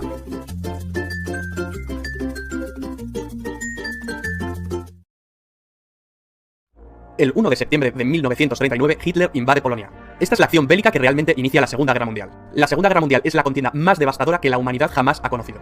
Pero para entender cómo se llegó a este punto debemos remontarnos años atrás, por lo menos al final de la Primera Guerra Mundial. El Tratado de Versalles había puesto fin a la Gran Guerra, y la Gran Alemania había salido muy perjudicada tras perder territorio y serle impuestas desproporcionadas compensaciones que debía pagar a los vencedores. Los alemanes necesitaban de un líder que les guiara como pueblo, y que les hiciese recordar tiempos pasados. Por eso surge un tipo como Hitler, un pintor frustrado que supo canalizar la rabia y los anhelos de todo un país. Si se puede decir algo bueno de un villano como Hitler, es que era un gran orador y un maestro de la propaganda. Les habló a los alemanes de la superioridad de su raza, y del camino que el pueblo debía seguir para engrandecer la nación. Hitler, a golpe de discurso, se erigió en el líder del Partido Obrero Alemán, transformándolo en el Partido Nacional Socialista Alemán, de ideas nacionalistas, supremacistas, racistas y un fuerte componente antisemita y antimarxista. En 1923 Hitler acabó en la cárcel tras un fallido golpe de estado. En su encierro aprovechó para escribir el Mein Kampf, Mi lucha, libro desquiciado de escasa calidad literaria que acabaría siendo el evangelio del nazismo. Tras su encierro, Hitler volvió a la palestra política y acabaría ganando en 1932 unas elecciones con mayoría simple para alzarse como canciller de los alemanes al año siguiente. Nace el Tercer Reich, el tercer gran imperio alemán, en una coyuntura de crisis económica a nivel mundial. Rápidamente, bajo una apariencia de legalidad, Hitler establece un régimen totalitario liquidando las instituciones democráticas de la República de Weimar, mediante una ley habilitante. Se arresta a los diputados del Partido Comunista de Alemania y se los confina en campos de concentración. La persecución de los judíos por parte del nazismo se convierte en una política activa. El Führer hizo caso omiso de las obligaciones que para Alemania señalaba el Tratado de Versalles, creando un fuerte estado militar, con tímidas protestas de Francia e Inglaterra. En el año 1938 empezó a poner en práctica su política de expansión territorial, incorporando a Austria entre sus dominios. Ese mismo año, Hitler amenazó con desencadenar una guerra europea, a menos que los Sudetes, una zona fronteriza de Checoslovaquia con una mayoría de etnia alemana, fueran cedidos a Alemania. Para resolver el asunto se sentaron a hablar en Múnich alemanes, franceses, ingleses e italianos. A los checoslovacos ni les invitaron. El primer ministro británico Chamberlain y su homólogo francés, en un acto de tibieza y cobardía, ceden con tal de que la sangre no llegue al río. Mal calculado. Al año siguiente Hitler incumple su palabra y ocupa el resto de Checoslovaquia. Churchill criticó duramente a Chamberlain con la frase: hemos preferido el deshonor a la guerra, tendremos el deshonor y también la guerra. Y así fue. Para construir un gran imperio, los planes de Hitler pasaban por la anexión de Polonia. Polonia era un país surgido del Tratado de Versalles. Sus tierras antes habían pertenecido a Alemania, a Austria y a Rusia. A los polacos se les había concedido una franja de tierra para que el país tuviese una salida al mar Báltico a través del corredor de Danzig, partiendo Alemania en dos. Agosto de 1939. El comunista Stalin y el anticomunista Hitler, dos líderes totalitarios, sorprenden a medio mundo con el pacto Ribbentrop-Molotov, un tratado germano-soviético de no agresión. Dos enemigos irreconciliables firmaron no atacarse. 9 días después del pacto, Hitler invade la parte occidental de Polonia y 3 semanas después, los soviéticos se encontraban invadiendo la parte oriental. La invasión de Polonia hizo que por fin Inglaterra y Francia le declararan la guerra a Alemania. Alemania se tomó una pausa para reagrupar filas, mientras británicos y franceses se mantuvieron a la defensiva. Los periodistas llamaron a este periodo la Guerra de Broma. Los ingleses mandaron tropas a Francia para frenar a los alemanes, la Fuerza Expedicionaria Británica. Las tropas francesas e inglesas se parapetaron tras la línea Maginot, una línea defensiva construida tras la Primera Guerra Mundial que los franceses creían inexpugnable. Durante este periodo de calma, la Unión Soviética atacó Finlandia. No fue un paseo, ni mucho menos. Los soviéticos sufrieron innumerables bajas. Finalmente, las fuerzas soviéticas no cumplieron su objetivo principal, el de conquistar Finlandia. Solo lograron conquistar algunos territorios fronterizos. Hitler pensó que el Ejército Rojo era un ejército débil formado por infrahombres. El Führer, muy crecido por sus avances anexionistas y ante la pasividad de buena parte de los líderes europeos, mueve ficha constantemente. Ocupa Dinamarca y Noruega. Los alemanes finalmente acabaron con la Guerra de Broma en mayo de 1940, tras atacar simultáneamente Luxemburgo, Bélgica, Países Bajos y Francia. El método es el anteriormente utilizado en Polonia, la Blitzkrieg o Guerra Relámpago. Consiguieron meter sus tanques Panzer por un lugar que se pensaba impenetrable para un ejército mecanizado moderno: el bosque de las Ardenas. El ejército aliado quedaría rodeado. La batalla de Francia parecía perdida. A finales de ese mes se llevó en la ciudad de Dunkerque una dramática operación de evacuación de las tropas aliadas en territorio francés. Alemania pudo haberle asestado al ejército aliado el golpe final, pero algún tipo de milagro debió ocurrir porque Hitler dejó escapar a más de 300.000 soldados. ¿El motivo? No se sabe. Hoy en día es un debate que sigue suscitando innumerables teorías. La batalla de Francia no duró mucho más. El 22 de junio, Hitler se reunió con varios altos oficiales franceses, quienes solicitaron un armisticio. Hitler seleccionó el mismo lugar y el mismo vagón de tren donde se firmó el armisticio con Alemania en la Primera Guerra Mundial. Esta vez se invertían las tornas, y Alemania ocupa el asiento del bando vencedor. Así se puso fin a la guerra en Francia. Francia se dividió en dos, una porción ocupada que incluía París y otra no ocupada, controlada por un gobierno colaboracionista con sede en Vichy, presidida por el mariscal Philippe Pétain. Se la conoció como la Francia de Vichy. Charles de Gaulle inmediatamente se declaró en contra del gobierno de Vichy y proclamó la Francia libre. Llamó asimismo a formar la resistencia francesa. Italia y Alemania, las dos potencias fascistas, estaban unidas desde 1936 en una agrupación que Mussolini denominó el eje Roma-Berlín. Mussolini, el líder del partido fascista italiano, viendo la facilidad con la que Hitler conquista países, siente que ha elegido el bando ganador. Se ha apropiado de Albania y se ha sumado a los alemanes declarándole la guerra a Francia e Inglaterra. Il Duce, emulando a Julio César, quiere ampliar más sus posesiones, ya que Italia, al igual que Alemania, había llegado tarde al reparto colonial. Sus planes pasan por conquistar Grecia y Egipto, pero Hitler tuvo que salir al quite para ayudar a los italianos, que más que una ayuda en la guerra suponen una carga. Los italianos no pueden con los griegos, pero llegarían refuerzos. Finalmente los alemanes invaden Grecia a través de Bulgaria. Mussolini luego atacaría las bases británicas de Egipto desde Libia. El objetivo era tomar el canal de Suez, la puerta del imperio colonial británico. ¿Pero qué había pasado en Europa tras la derrota de Francia? ¿Qué fue de los británicos? Churchill, nuevo primer ministro tras la dimisión de Chamberlain, rechaza firmar un armisticio con Alemania. Hitler decide ir a por todas. Pero conquistar Inglaterra no será tan fácil por su condición insular. Los ingleses consiguieron defender heroicamente su isla en la batalla de Inglaterra, una batalla que se libró sobre todo en el aire, la Luftwaffe contra la RAF. Churchill pronunciaría otra de sus grandes frases: nos dejó muchas. Nunca tantos debieron tanto a tan pocos. Durante más de un año Inglaterra soporta la guerra en solitario. Los nazis bombardean durante meses las ciudades más importantes de Inglaterra. Hitler cree dominar la situación y se ve como claro vencedor, pero los ingleses resisten y dan la batalla. A finales de año, Adolf Hitler se entrevistó con el general Franco en Endaya, una localidad francesa que hace frontera con España. Hitler quería que España entrase en la guerra de parte de las potencias del eje. Al final no llegaron a un entendimiento. Franco estaba dispuesto, pero el país atravesaba una enorme crisis tras la guerra civil española. España, si bien prestó apoyo logístico, optó por el papel de no beligerante. Hitler había logrado que Hungría, Rumanía y Bulgaria se unieran a las fuerzas del eje. Solo faltaba Yugoslavia. Un cambio de gobierno en este país precipitó su invasión en abril del año 41. Hitler soñaba con un imperio alemán que abarcara desde el río Rin hasta el Volga. Es en este momento cuando Hitler decide ampliar fronteras y emprende la Operación Barbarroja, la invasión de la Unión Soviética. La gran motivación era el petróleo ruso. A Stalin, antiguo aliado de Hitler, le pilla un poco por sorpresa. No se esperaba que Hitler rompiese su alianza tan pronto. La invasión se había demorado con la invasión de Grecia y de Yugoslavia. Finalmente, en junio de 1941, los alemanes movilizan entre 3 y 4 millones de soldados. En un primer momento, los alemanes ganan campañas y terreno con facilidad. En un mes, Bielorrusia y las repúblicas bálticas previamente ocupadas por la URSS estaban en manos alemanas. Hitler calculó que pocos meses de campaña bastarían para tomar Moscú, pero el crudo invierno llegó y los ejércitos de Hitler se quedaron a las puertas. Lo mismo le ocurrió a Napoleón en su día. El eje Roma-Berlín se había ampliado en 1939 con la unión de Japón. Japón era el país más avanzado de Oriente y quiere librar a sus vecinos, es decir, a las colonias europeas orientales, del yugo de Occidente. Asia para los asiáticos, era una frase común entre los nipones. Ya en 1931 empezaron la invasión de China, que continuó en 1937. Cuando Alemania ocupó Francia, Japón tomó el control de la Indochina francesa. Sobrevino un bloqueo comercial y un embargo de petróleo por parte del gobierno de Estados Unidos presidido por Roosevelt. La única salida que le quedaba a Japón era retroceder o ir a la guerra. Los japoneses atacaron por sorpresa la base americana de Pearl Harbor, en Hawái, en diciembre de 1941. El gigante dormido despierta y Roosevelt pronuncia su famoso discurso de la infamia en el que declara el estado de guerra entre Estados Unidos y el Imperio japonés. Tras Pearl Harbor, los japoneses invaden Hong Kong y en cuestión de meses Singapur, Birmania, Tailandia, las Indias Orientales holandesas, Filipinas... Una especie de tsunami o guerra relámpago a la japonesa. La bandera del sol naciente ondea sobre el Pacífico. Y Hitler va y le declara la guerra a Estados Unidos. Con esto firma su sentencia de muerte definitiva. La derrota es solo cuestión de tiempo. Una batalla naval empieza a librarse en el Pacífico. En el Atlántico la batalla se venía librando desde el principio de la guerra. En este escenario, los U-Boot alemanes hunden una cantidad enorme de barcos aliados. La mayoría barcos de abastecimiento. Para evitar la sangría, el papel de la inteligencia aliada fue clave. Concretamente con el desciframiento de la máquina Enigma, usada por los nazis. Algunos expertos señalan que la guerra se acortó 2 años por este motivo. En el Pacífico, en 1942, los americanos consiguen vengarse de Pearl Harbor 6 meses después, concretamente en la batalla del Midway. Un duro revés para los japoneses, donde pierden 4 portaaviones. Las tornas se habían empezado a invertir. En Europa, Churchill aprueba bombardeos masivos sobre la población civil alemana. Mientras, en el norte de África, las tropas alemanas de Rommel y las italianas ganan algunas campañas, pero son derrotadas en las batallas del Alamein, que marcan un cambio de rumbo. Los alemanes no consiguen llegar al canal de Suez, y con ello, el plan de tenaza de ir a por las reservas de petróleo de Oriente Medio se desvanece. Los alemanes también planean conquistar los campos petrolíferos del Cáucaso. Es entonces cuando Hitler decide dividir sus fuerzas e ir a por Stalingrado, con el objeto de asestarle un golpe moral a Stalin, pues era la ciudad que llevaba su nombre. Mala jugada por parte del Führer. Aunque los alemanes conquistan buena parte del Cáucaso, sus tropas acaban retirándose, ya que su mirada estaba fija en Stalingrado. A principios de 1943, los alemanes se rinden tras la larga batalla de Stalingrado, la más sangrienta de la historia de la humanidad. La grave derrota de la Alemania nazi y sus aliados en esta ciudad significó un verdadero punto de inflexión, y fue decisiva en los resultados finales de la guerra. A partir de aquí, los alemanes ceden constantemente terreno a los rusos. En julio de ese año, los alemanes no consiguen frenar al ejército rojo en la batalla de Kursk, la mayor batalla de tanques de la historia. Ese mismo mes, los aliados bombardean Roma, lo que provoca gran desmotivación en los italianos. Estaban convencidos de que los aliados nunca bombardearían la ciudad santa. Además, saben que están perdiendo la guerra. Terminarían por renegar de sus antiguos aliados. Al poco tiempo deponen a Mussolini y lo arrestan. Duro revés para los alemanes, los italianos les han traicionado. El 4 de junio de 1944 los aliados llegaron a Roma y la liberaron. El 6 de junio un enorme contingente de tropas aliadas desembarcó en las playas de Normandía. Los alemanes que ya retrocedían por el este empiezan a retroceder por el oeste. El avance aliado es incontenible. No tardan en llegar a París. Cuando los aliados cruzan la frontera germana, los alemanes lanzan una desesperada ofensiva en las Ardenas, que no surte efecto. En el Pacífico las tropas niponas se desvanecen. Las acciones de los kamikazes solo retrasan la ofensiva estadounidense. En enero de 1945 el ejército rojo llega al campo de concentración de Auschwitz, Polonia, y libera a miles de prisioneros. La opinión pública empieza a conocer los horrores del holocausto judío y su verdadero alcance. Más de 6 millones de judíos fueron asesinados por el régimen nazi. En febrero los aliados realizan el bombardeo de Dresde, uno de los mayores bombardeos sobre población civil de toda la guerra, resultando destruida casi toda la ciudad. En abril los rusos llegaron a Berlín y ganan la última batalla europea. Ese mismo mes se suceden el fusilamiento de Mussolini y el suicidio de Hitler.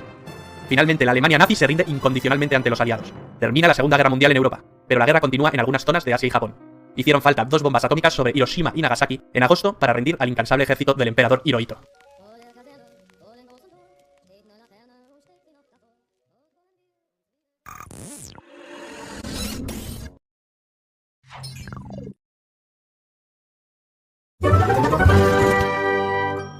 No solo tanques en acción y amenazas de bombas atómicas surcando los cielos. La Guerra Fría fue más que un duelo militar geoestratégico entre Estados Unidos y la Unión Soviética. Supuso igualmente una confrontación ideológica y cultural tras la debacle europea de la Segunda Guerra Mundial. La rivalidad de estas dos superpotencias generó una viciada atmósfera política, por la que millones de ciudadanos del mundo entero serían bombardeados, pero no por proyectiles convencionales, sino por propaganda cultural y política. Esa lluvia propagandística afectó a la prensa, a la literatura, al cine, al cómic, a la música, a los deportes e incluso a la gastronomía. En noviembre de 1989 caería el muro de Berlín. La onda expansiva de aquel terremoto mediático y geopolítico sacudiría los pilares del resto del edificio soviético. En apenas 2 años, la Unión Soviética se desmoronaba como un castillo de naipes. Desmantelado el bloque soviético, la Guerra Fría había terminado. O no del todo. En medio de la euforia, Francis Fukuyama pronosticó el fin de la historia. La economía de mercado y la democracia liberal se extenderían hasta el rincón más recóndito del planeta, sin disputas ideológicas. Pese al tiempo transcurrido, la mayoría de estudios sobre la Guerra Fría explican lo sucedido en clave político-militar. ¿Cuántos tanques, cuántas bombas atómicas, cuántos soldados tenían uno y otro bloque? Son las preguntas habituales. Sin olvidar la importancia de ese enfoque, han ido apareciendo análisis complementarios para esclarecer la otra cara de la Guerra Fría, la ideológica y cultural. Gran parte del conflicto bipolar no se libró en el campo de batalla, sino en las portadas de periódicos y revistas, en las ondas radiofónicas, en las pantallas cinematográficas y de televisión, en las aulas universitarias e incluso en los Juegos Olímpicos. Tanto Washington como Moscú pusieron en marcha numerosas estrategias diplomáticas para convencer a la opinión pública de otros países de que su modelo social y formas de vida eran mejores que las del adversario. Capitalismo versus comunismo. O estás conmigo o contra mí, decían los dirigentes de uno y otro bloque. La competencia por ganar adeptos fue feroz. Veamos cómo empezó todo. A mediados de julio de 1945, el Departamento de Defensa confirmaba lo que era un rumor. Estados Unidos había conseguido desarrollar armas nucleares. Semanas después, el 6 y 9 de agosto, se producía el Armagedón atómico sobre Hiroshima y Nagasaki. La justificación militar no era suficiente, máxime porque había indicios de una pronta rendición de los japoneses. Hubo una razón de más peso. La destrucción de estas ciudades niponas servía como aviso a navegantes. Estados Unidos temía el expansionismo de la URSS en Asia Oriental. Quien golpea primero, pega dos veces, debieron pensar los que ordenaron el bombardeo nuclear desde Washington.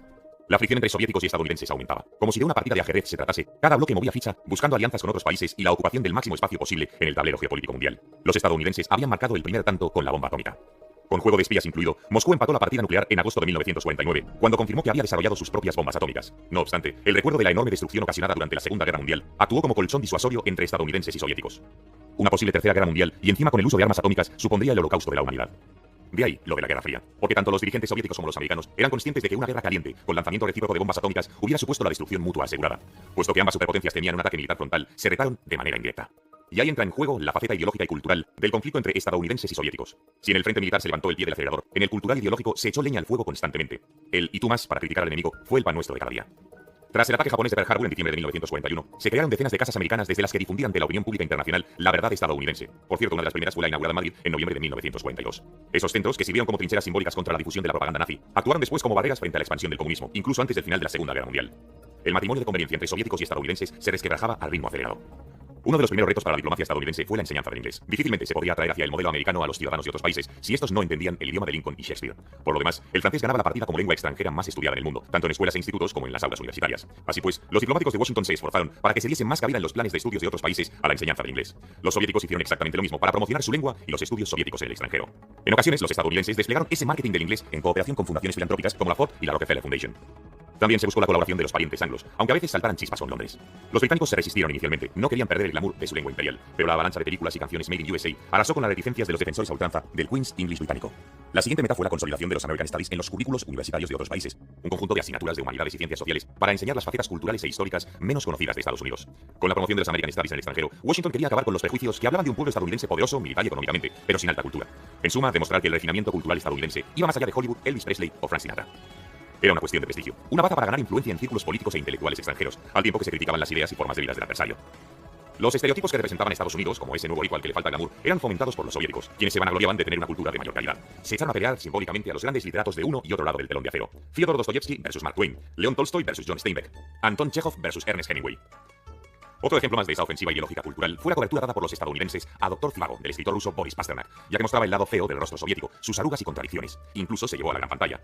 En el ámbito musical, la Orquesta Sinfónica de Filadelfia compitió con la Tchaikovsky de Moscú. Siguiendo esa lógica de rivalidad, la diplomacia estadounidense colaboró en tours mundiales de sus grandes estrellas musicales. Por ejemplo, tanto el trompetista Louis Armstrong como el director de orquesta de jazz, conocido como Rey del Swing, Benny Goodman, dieron la vuelta al mundo con alguna exhibición en terreno enemigo, en la misma Plaza Roja de Moscú.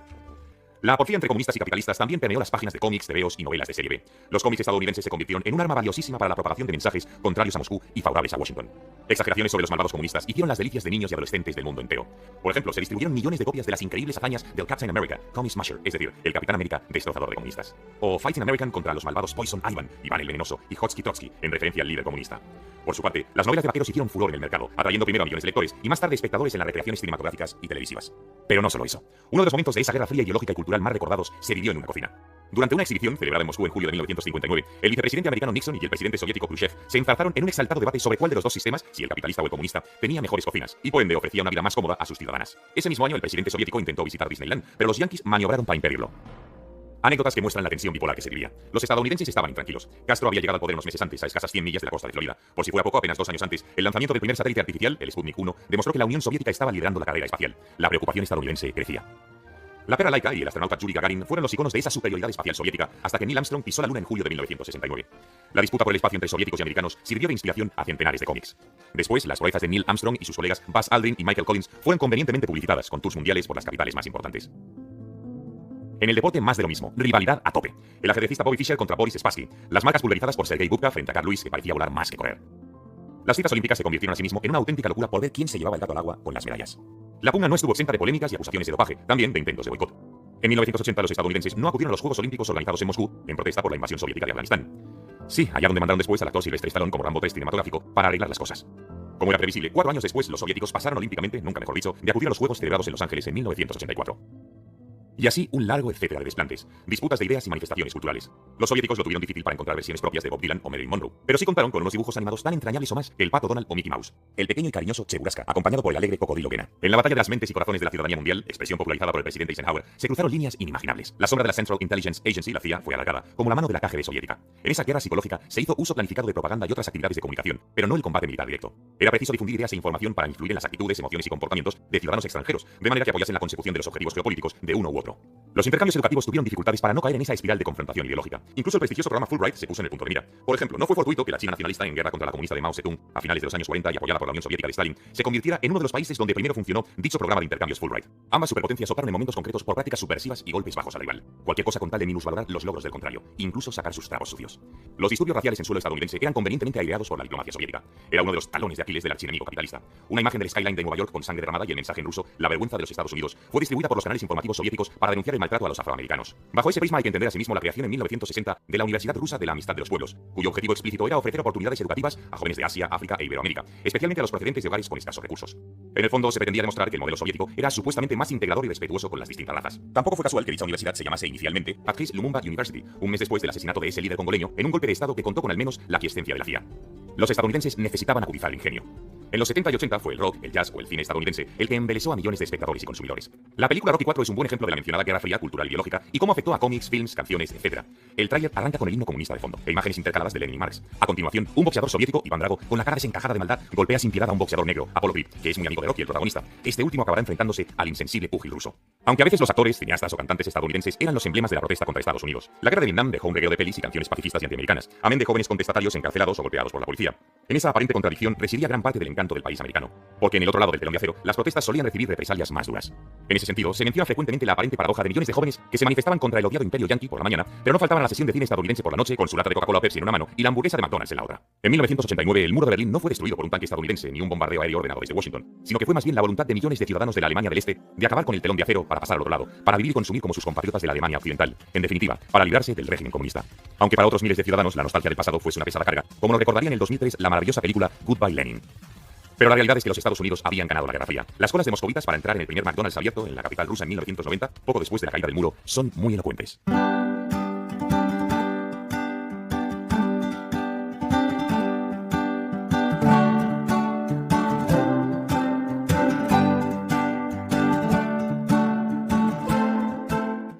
Academia Play lanza su tercer libro. En una obra bellamente ilustrada, nos trae un apasionante recorrido por 25 de las más famosas batallas de la historia de la humanidad. Desde la batalla de Kadesh, librada hace más de 3000 años entre los hititas y el Egipto de los faraones, hasta la batalla de Stalingrad, luchada por soviéticos y alemanes hasta la última bala en una ciudad a orillas del Volga en plena Segunda Guerra Mundial. Si algo los seres humanos hemos hecho con absoluta delectación a lo largo de la historia, es pelearnos entre nosotros. La guerra es el último y definitivo acto de la tragedia humana. En un formato característico y sencillo, con mapas y simpáticos dibujos, mayores y pequeños podrán descifrar la guerra de un modo diferente y altamente entretenido. Batallas de todas las épocas en las que se incide en cómo se llegó hasta ellas y las consecuencias que tuvieron. Academia Play es uno de los canales didácticos de YouTube más exitosos y con más seguidores. Sus suscriptores se cuentan por millones. El libro está escrito por Alberto Vidal Guerrero, Alberto Menéndez Zenga y Javier Rubio Donce. Está editado por la Esfera de los Libros y el prólogo corre a cargo del exitoso divulgador Fernando Díaz Villanueva. Haz que tu experiencia de aprendizaje sea épica.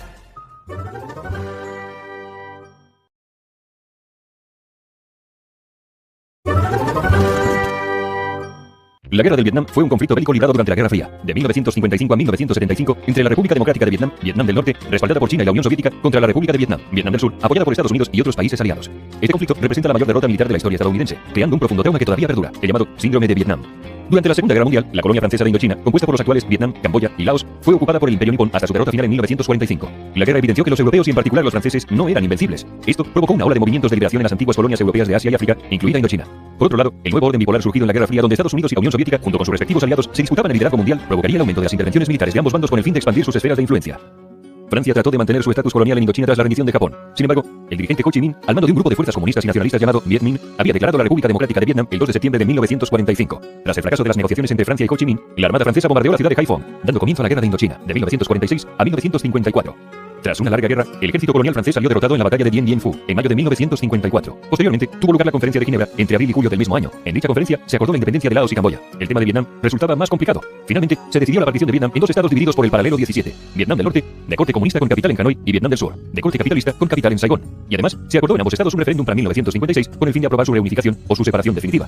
Pero antes de ese referéndum, Vietnam del Sur, en 1955, eligió su modelo de estado. Tras unas elecciones con resultado algo sospechoso, optó por ser una república con Ngo Dinh Diem al frente, quien dirigió la República de Vietnam, convirtiéndolo en un estado autoritario. Lo hizo junto a su hermano menor, Ngo Dinh Nhu, y su mujer Tran Le Xuan. Tanto los dirigentes de Saigón como de la administración del presidente estadounidense Eisenhower eran reticentes a las elecciones de reunificación programadas en la conferencia de Ginebra. Por miedo a un fraude electoral en el norte comunista, el referéndum acordado no se celebraría. Muy pronto, el gobierno de Ngo Dinh Diem se hizo extremadamente impopular por la enorme corrupción y la escasa identidad de Vietnam del Sur como país. Los problemas de la conferencia de Ginebra empezaron a ser palpables, y es que las divisiones artificiales hechas con escuadra de cartón casi siempre son un desastre. ¿Por qué? Porque Vietnam del Sur estaba plagado de comunistas, que se organizaron creando un movimiento de resistencia llamado Frente Nacional de Liberación de Vietnam, FNLV, también conocido como Viet Cong, que operaba como una quinta columna. Este movimiento recibiría ayuda en forma de suministros y armas por parte del gobierno comunista de Vietnam del Norte, con el fin de combatir al gobierno de Vietnam del Sur, que en la práctica era un estado títere de los Estados Unidos.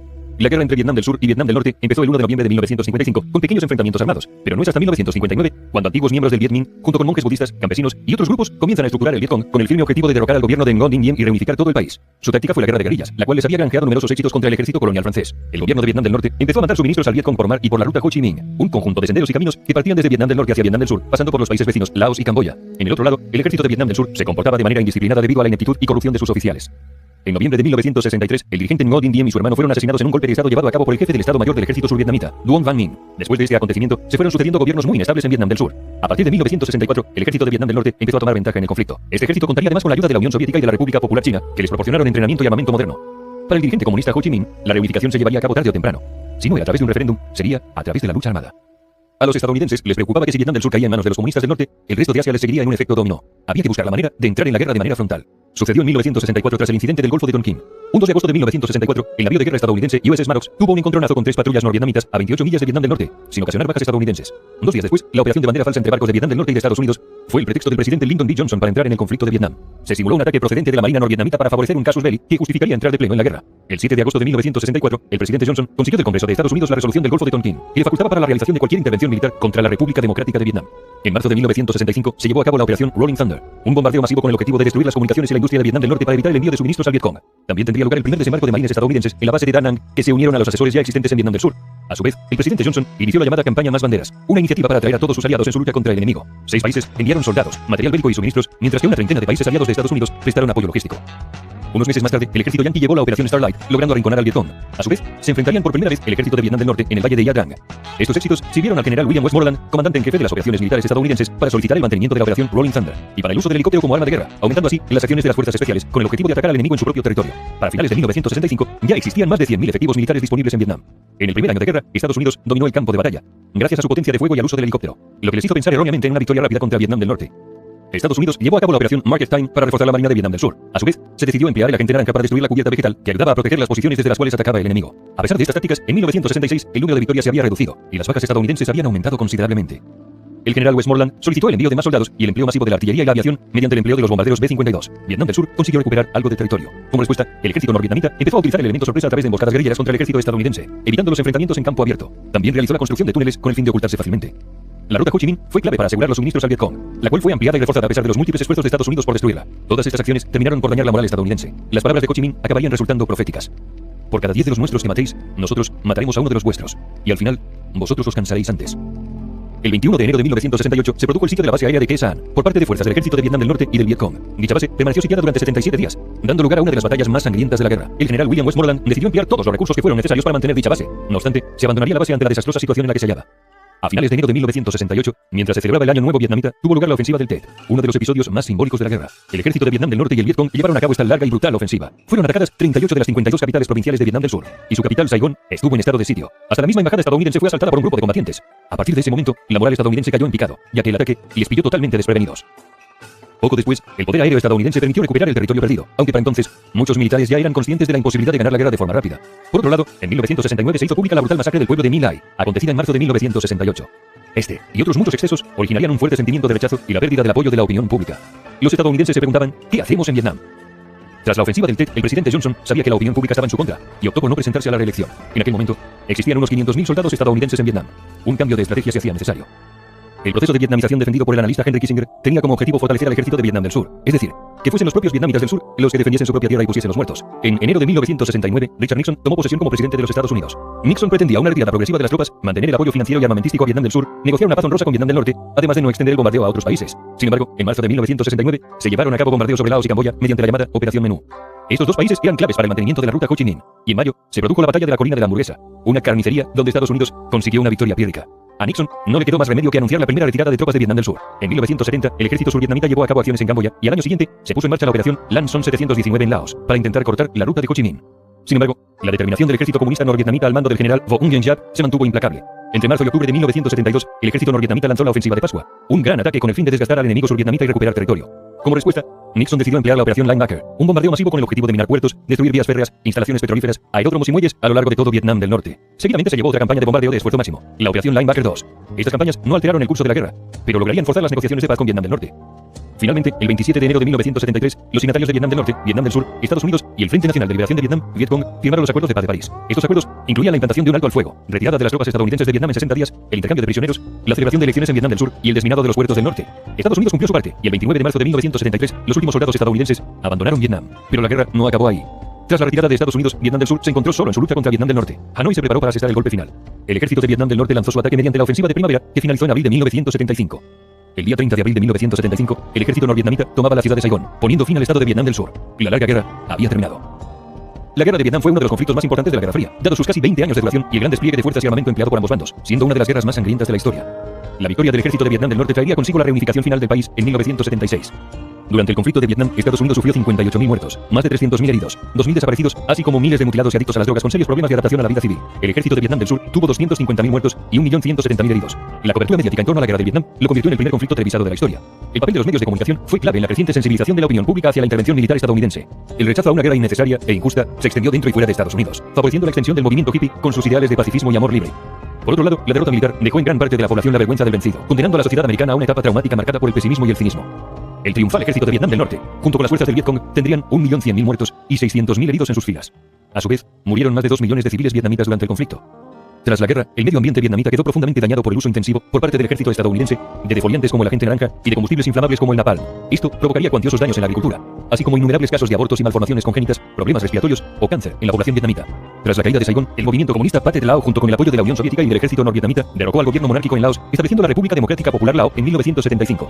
Durante la guerra de Vietnam, Laos fue duramente bombardeada por Estados Unidos, siendo arrojadas 2 millones de toneladas de bombas, muriendo alrededor de 200.000 personas. La victoria comunista en Vietnam fue aprovechada en Camboya por los Khmeres Rojos para hacerse con el control de Phnom Penh el 17 de abril de 1975. El régimen de terror instaurado por Pol Pot hasta 1979, conocido como la Kampuchea Democrática, provocó la muerte de entre 1,6 y 3 millones de personas, alrededor de un tercio de la población, en lo que es conocido como el genocidio camboyano. La guerra de Vietnam se acabó convirtiendo en un mito, siendo llevada al fin en multitud de ocasiones. Apocalypse Now, Platoon, Nacido el 4 de julio, La chaqueta metálica, El cielo y la tierra, The Deer Hunter, etc.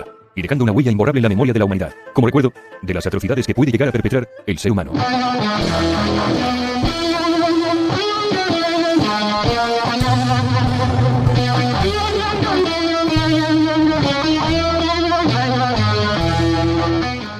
La historia de España como nunca te la habían contado. Un libro de Academia Play, el canal de YouTube de historia con mayor número de suscriptores del mundo. Sus seguidores entre todas las redes sociales se cuentan en millones. En este libro de 100 capítulos hay dibujos para dar y tomar, más de 600 ilustraciones a todo color. ¿Siempre se te ha hecho aburrida la historia de España? Pues eso es porque nadie te la ha contado como es debido. La historia de España es apasionante. Un libro perfecto para iniciados y para no tan iniciados. Un libro que desmitifica muchos tópicos de la leyenda negra. Un libro para amar la historia de tu país. Un libro para repasar, para divertirse o para aprobar la EBAU.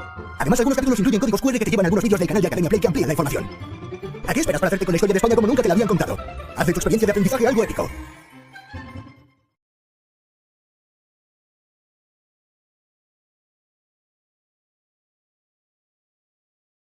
No es sorpresa que la historia reciente de Afganistán sea una de las más tristes al ser un país que se encuentra sumamente lejos de encontrar la paz y estabilidad. Tampoco es sorpresa que se encuentre en guerra ininterrumpidamente desde 1979, ni que el mal de la violencia se haya iniciado por intervención de la entonces Unión Soviética. ¿Alguna vez te preguntaste cómo empezó este violento periodo desde el cual el pueblo afgano no ha encontrado respiro? Para saberlo, repasemos la guerra afgano-soviética en este video. Pero antes, no te olvides de suscribirte al canal. Créeme que me ayudarías muchísimo. Como siempre, remontémonos a los antecedentes, y en esta oportunidad sería bueno ponernos en contexto. Afganistán sirvió durante mucho tiempo como un estado colchón entre dos grandes imperios, el británico, asentado en el denominado Raj, conformado por los actuales India, Pakistán y Bangladesh, y el ruso, quien había conquistado a los diversos pueblos túrquicos en Asia Central. Esta especie de guerra fría, a la que se le apodaba como el Gran Juego, acabaría hacia principios del siglo XX, cuando el Reino Unido termina por hacerse con la influencia sobre Afganistán, en ese entonces un emirato. Este país se libera tras la tercera guerra anglo-afgana, la que ocurre mientras se daba la guerra civil en Rusia, de la cual sale victorioso el bando bolchevique. El nuevo vecino de Afganistán, la Unión Soviética, sería el primero en reconocer la independencia y soberanía del país, el cual se convierte en un reino en 1926. Adelantándonos a la década de 1950, llega al poder Mohammed Daoud Khan en calidad de primer ministro, quien inicia un acercamiento a la URSS. En 1955 se firma un acuerdo sobre el libre tránsito de comercio, lo que estrechó las relaciones entre ambos países. En 1963, el entonces rey Mohammed Zahir Shah expulsa al ministro prosoviético y asume personalmente el gobierno, mejorando las relaciones con la vecina Pakistán. No obstante, 10 años después, Daoud regresa para impulsar un golpe de estado en el que la monarquía queda abolida y asume en el cargo de primer presidente de la ahora República de Afganistán. Con su nuevo mandato, Daoud se acercaría a Irán y a las naciones árabes, desvinculándose progresivamente de la URSS. En 1978, un importante dirigente del Partido Comunista de Afganistán es asesinado por el gobierno. Esto conlleva a estalle la revolución de Saur, en la que varios líderes comunistas como Nur Mohammad Taraki y Jalisullah Amin derrocan al gobierno de Daoud. Se funda así la República Democrática de Afganistán, considerado como un estado satélite de la Unión Soviética bajo un régimen comunista. Taraki sería el primero en tomar el poder y sus primeras medidas serían las de implantar una reforma agraria, separar la religión del Estado e incluso promover la igualdad de derechos entre hombres y mujeres. Sin embargo, los problemas resurgirían por pugnas por el poder entre el presidente Taraki y el otro líder de la revolución, Amin. Las tensiones estallan cuando a su retorno de una visita en Cuba en septiembre de 1979, Taraki encara a su antiguo aliado al punto de llegar a un tiroteo entre sus respectivos guardaespaldas. Al término de la jornada, Taraki es capturado y ejecutado por partidarios de Amin, quien toma el poder. Su primera medida es la de mostrar un acercamiento a Pakistán y a Estados Unidos, cosa que no fue aceptada por la Unión Soviética, quien además tenía una mayor afinidad con Taraki. Es así que la gran potencia comunista emprende la intervención en Afganistán mediante la Operación Tormenta 333. Esta consistió en el ingreso de tropas especiales soviéticas que perpetraron el asesinato de Amin y a sus guardias de élite en Kabul, justificando esta intervención por un tratado de cooperación firmado entre Taraki y Leonid Brezhnev. Acto seguido, entran alrededor de 100.000 soldados y 1.800 tanques en territorio afgano, según ellos, para resguardar la paz. Y es aquí en donde conviene mencionar el fraccionamiento de la sociedad afgana. Muchos de ellos vieron esta intervención como una verdadera amenaza para su fe, pues recordemos que el comunismo tiene una esencia atea y religiosa, lo que se contrapone con la fortísima identidad musulmana del país. Surgen así grupos más y menos radicales que en conjunto tuvieron una denominación en común: los muyahidines. Algunas de las tantas facciones de la rama sunita fueron el Jamiat-e-Islami, el Ittihad-e-Islami o el Maktab al-Hadamat, liderado por ese señor al que de cariño le apodamos Betty. En la rama chiita lucharon el Hezbollah afgano y el Harakat-e-Islami. Estos rebeldes fueron asimismo apoyados por diversos países que consideraron la intervención soviética como ilegítima, tales como Pakistán, Arabia Saudita, Israel, Reino Unido y, por supuesto, Estados Unidos. En una primera instancia, los estadounidenses aportaron a los mujahidines como armamento obsoleto de la Primera Guerra Mundial para evitar sospechas. No obstante, al ver el avance soviético, les proporciona material más moderno vía la aliada Pakistán, especialmente durante el gobierno de Ronald Reagan, llegándose a autorizar un monto de $15.000 millones. Además de esto, los soviéticos ya de por sí tenían un complicado panorama debido a los constantes lanzamientos, incluso de la población civil, contraria al establecimiento de un régimen ateo y con ideas tan revolucionarias como la igualdad de género. Es por esto que las fuerzas de la URSS se dedican a atacar a las principales ciudades y vías de comunicación para tener el control del territorio. Los mujahidines, por su parte, comienzan una resistencia en forma de guerra de guerrillas. Esta se intensificó en la frontera con Pakistán, desde donde los rebeldes recibían armas de sus aliados. Otro frente importante del conflicto fue el valle de Panjshir, el cual era vital para la comunicación entre la capital Kabul y el territorio soviético. Es así que por 5 años se extiende esta guerra de desgaste, que no hizo más que agotar las reservas soviéticas ante un objetivo que, debido al constante apoyo internacional y a la complicada geografía montañosa del país, escenario perfecto para la guerra de guerrillas, se veía cada vez más alejado de completar. En 1985 llega al poder Mikhail Gorbachev, quien era partidario de que esta guerra era un sinsentido. El nuevo líder se empeña entonces en iniciar una transferencia del mando de la guerra al gobierno afgano, además de preparar a sus fuerzas armadas para operar sin la ayuda soviética. Las causas de esa decisión se basan en que el ejército soviético estaba entrenado y equipado para una guerra convencional en Europa Central, con un modus operandi inefectivo contra las pequeñas guerrillas dispersas por el país. Sus ataques masivos a aldeas rebeldes tuvieron serios efectos colaterales de muerte de civiles, lo que hizo aumentar el recelo del pueblo afgano contra el gobierno e intervención soviética. Esto, a su vez, causaba un enorme número de deserciones entre las tropas del gobierno afgano, es decir, una tremenda desmotivación e inseguridad sobre la causa de la lucha, algo similar a lo que sucedía con los soldados del ejército de Vietnam del Sur. Al igual que en esta fallida intervención estadounidense, los soviéticos se retiran dejando a un gobierno inestable con un ejército debilitado y que no se encontraba listo para seguir combatiendo contra los rebeldes. Para febrero de 1989, los últimos contingentes soviéticos ya estaban fuera del país, el cual, lejos de encontrar la paz, continuó en una constante lucha que se mantiene hasta la actualidad. Hacia 1986, el país había cambiado su nombre al de República de Afganistán al mando de Mohammad Najibullah, aún con el apoyo diplomático soviético, incluso después de su retirada, y cuyos intentos de negociaciones pacíficas con los mujahidines fueron infructuosos. Durante la subsiguiente guerra civil, el líder es capturado luego de la caída de la URSS, acaecida en 1991. Es así que la República colapsa en favor del Estado Islámico de Afganistán, para dar pase a una nueva guerra, ahora entre las facciones de los mujahidines, de las que salen victoriosos los conocidos talibanes, quienes instauran el Emirato Islámico de Afganistán, Estado bajo el fundamentalista régimen que se ha podido reinstaurar en los recientes acontecimientos de agosto del 2021. Regresando al tema del video, la fase de la intervención soviética en Afganistán fue una durísima manera de comenzar la exhaustiva guerra en el país vigente hasta la actualidad. Se estima que entre 300.000 y 2 millones de personas murieron, muchas de ellas civiles, además de 5 millones de refugiados fuera del país. Como era de esperarse, los crímenes de guerra también estuvieron presentes en el país. Se llegaron a reportar numerosas masacres, torturas, violaciones y asesinatos a civiles, especialmente por parte del Ejército Rojo, razón por la que esto también sirvió como propaganda en contra de la Unión Soviética, en pleno momento de decadencia, la cual se completa en 1991. Esto se ve plasmado en el boicot de los Juegos Olímpicos de Moscú de 1980, en los que casi 60 países se negaron a presentarse a raíz del conflicto, incluyendo obviamente a Estados Unidos. Pero no cabe duda de que los más afectados de este triste episodio fue el mismo pueblo afgano, el cual desde ese entonces no ha encontrado descanso y que por las recientes noticias es probable que su precaria situación se mantenga por un buen tiempo más. Desde el mapa de Sebas les mandamos los mejores deseos al pueblo afgano. No te olvides de dejar tu comentario y de suscribirte al canal. Asimismo, te dejo en la descripción mis redes sociales y por si quieres ver los nuevos videos en preestreno y tener una mayor interacción conmigo, tus donaciones en Patreon o miembros del canal son bienvenidas. Hasta la próxima. Llevamos tiempo asistiendo a una escalada militar por parte de la Federación de Rusia hacia algunos países de su entorno, especialmente Ucrania. Tras décadas de letargo después de la disolución de la Unión Soviética en 1991, el gigante dormido parece que por fin se ha despertado. ¿Es Putin el nuevo enemigo de Occidente?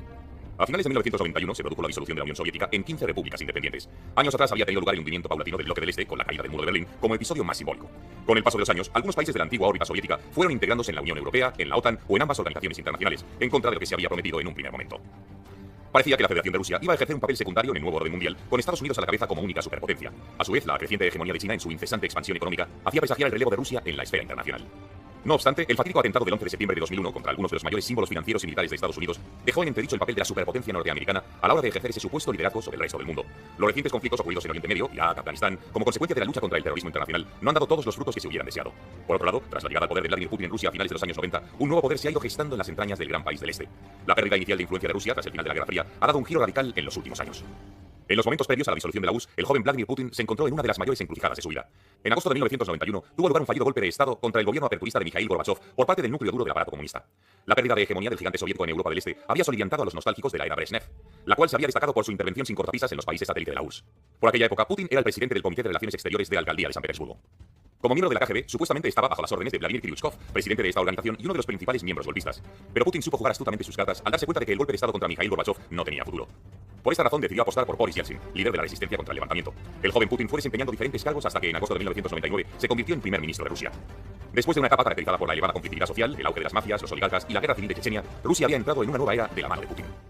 Irónicamente, aunque no secundara aquel golpe de Estado de 1991, durante su largo mandato, la añoranza que siempre ha sentido Putin por el poder del antiguo régimen soviético es más que manifiesta, según sus propias declaraciones. Fue un error permitir a las repúblicas dejar la Unión Soviética. Además de lamentarse de los acontecimientos que siguieron a su disolución, el colapso de la Unión Soviética supuso el saqueo de la riqueza de Rusia y dejó en una posición muy difícil al país. En el año 2005 incluso llegó a proclamar que el colapso de la URSS fue la mayor catástrofe geopolítica del siglo XX. A su vez, las sucesivas ampliaciones de la OTAN hacia el este de Europa hicieron alertar al Kremlin.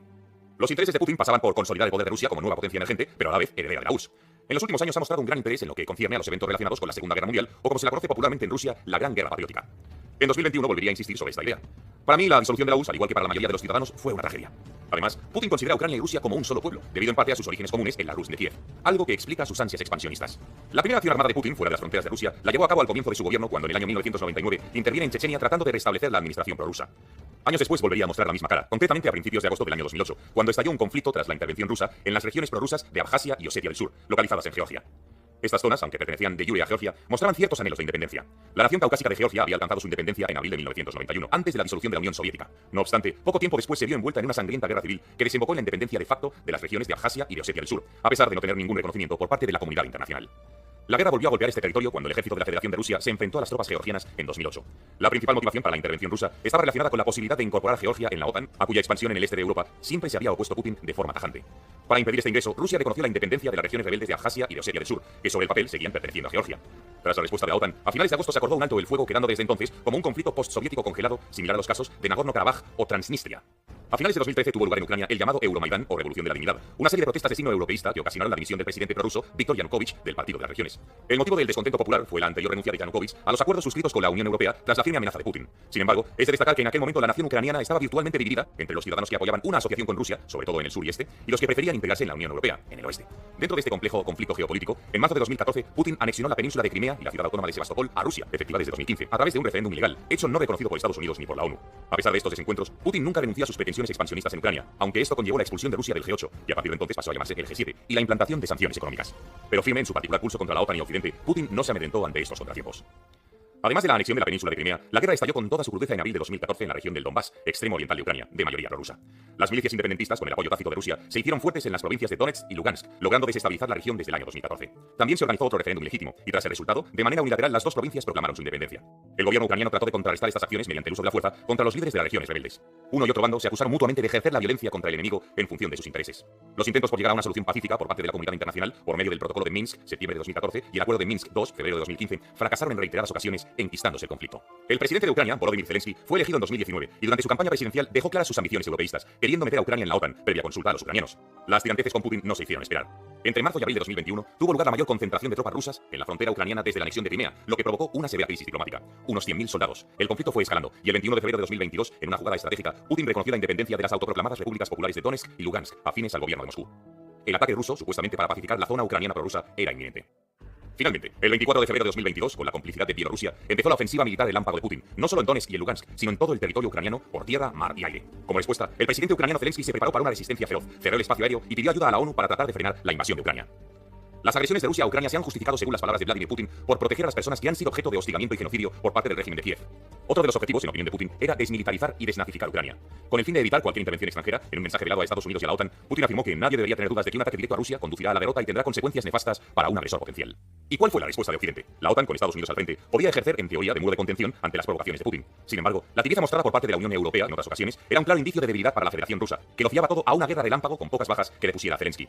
No obstante, las tímicas respuestas iniciales de la Unión Europea no lo fueron tanto conforme avanzaban las horas. No en vano, muchos países, como por ejemplo Alemania, dependen del suministro del gas ruso al haber iniciado la transición ecológica hacia energías más limpias en detrimento de la energía nuclear. Por eso muchos se preguntaron cuál sería la respuesta de Alemania. Los dirigentes europeos actúan de forma colegiada y no tienen capacidad de dictar sanciones con la misma presteza que un autócrata como Putin. Además, se enfrentan cada poco tiempo a corrientes de opinión y encuestas de popularidad, al contrario que el líder ruso, que no ha dudado en encarcelar a sus opositores y organizar campañas de desinformación destinadas a mejorar su percepción o la de sus aliados estratégicos entre la clase media europea y a desestabilizar a gobiernos o procesos electorales, como los casos del Brexit en Reino Unido, la elección de Donald Trump o la crisis de Cataluña. Putin siempre ha dado mucha importancia al espionaje y a la propaganda. Debido a estas campañas, un número creciente de ciudadanos europeos pone cada vez más en duda las libertades democráticas de sus respectivas naciones. Aún así, tras los compases iniciales, se vio que a Vladimir Putin la jugada no le salió como esperaba.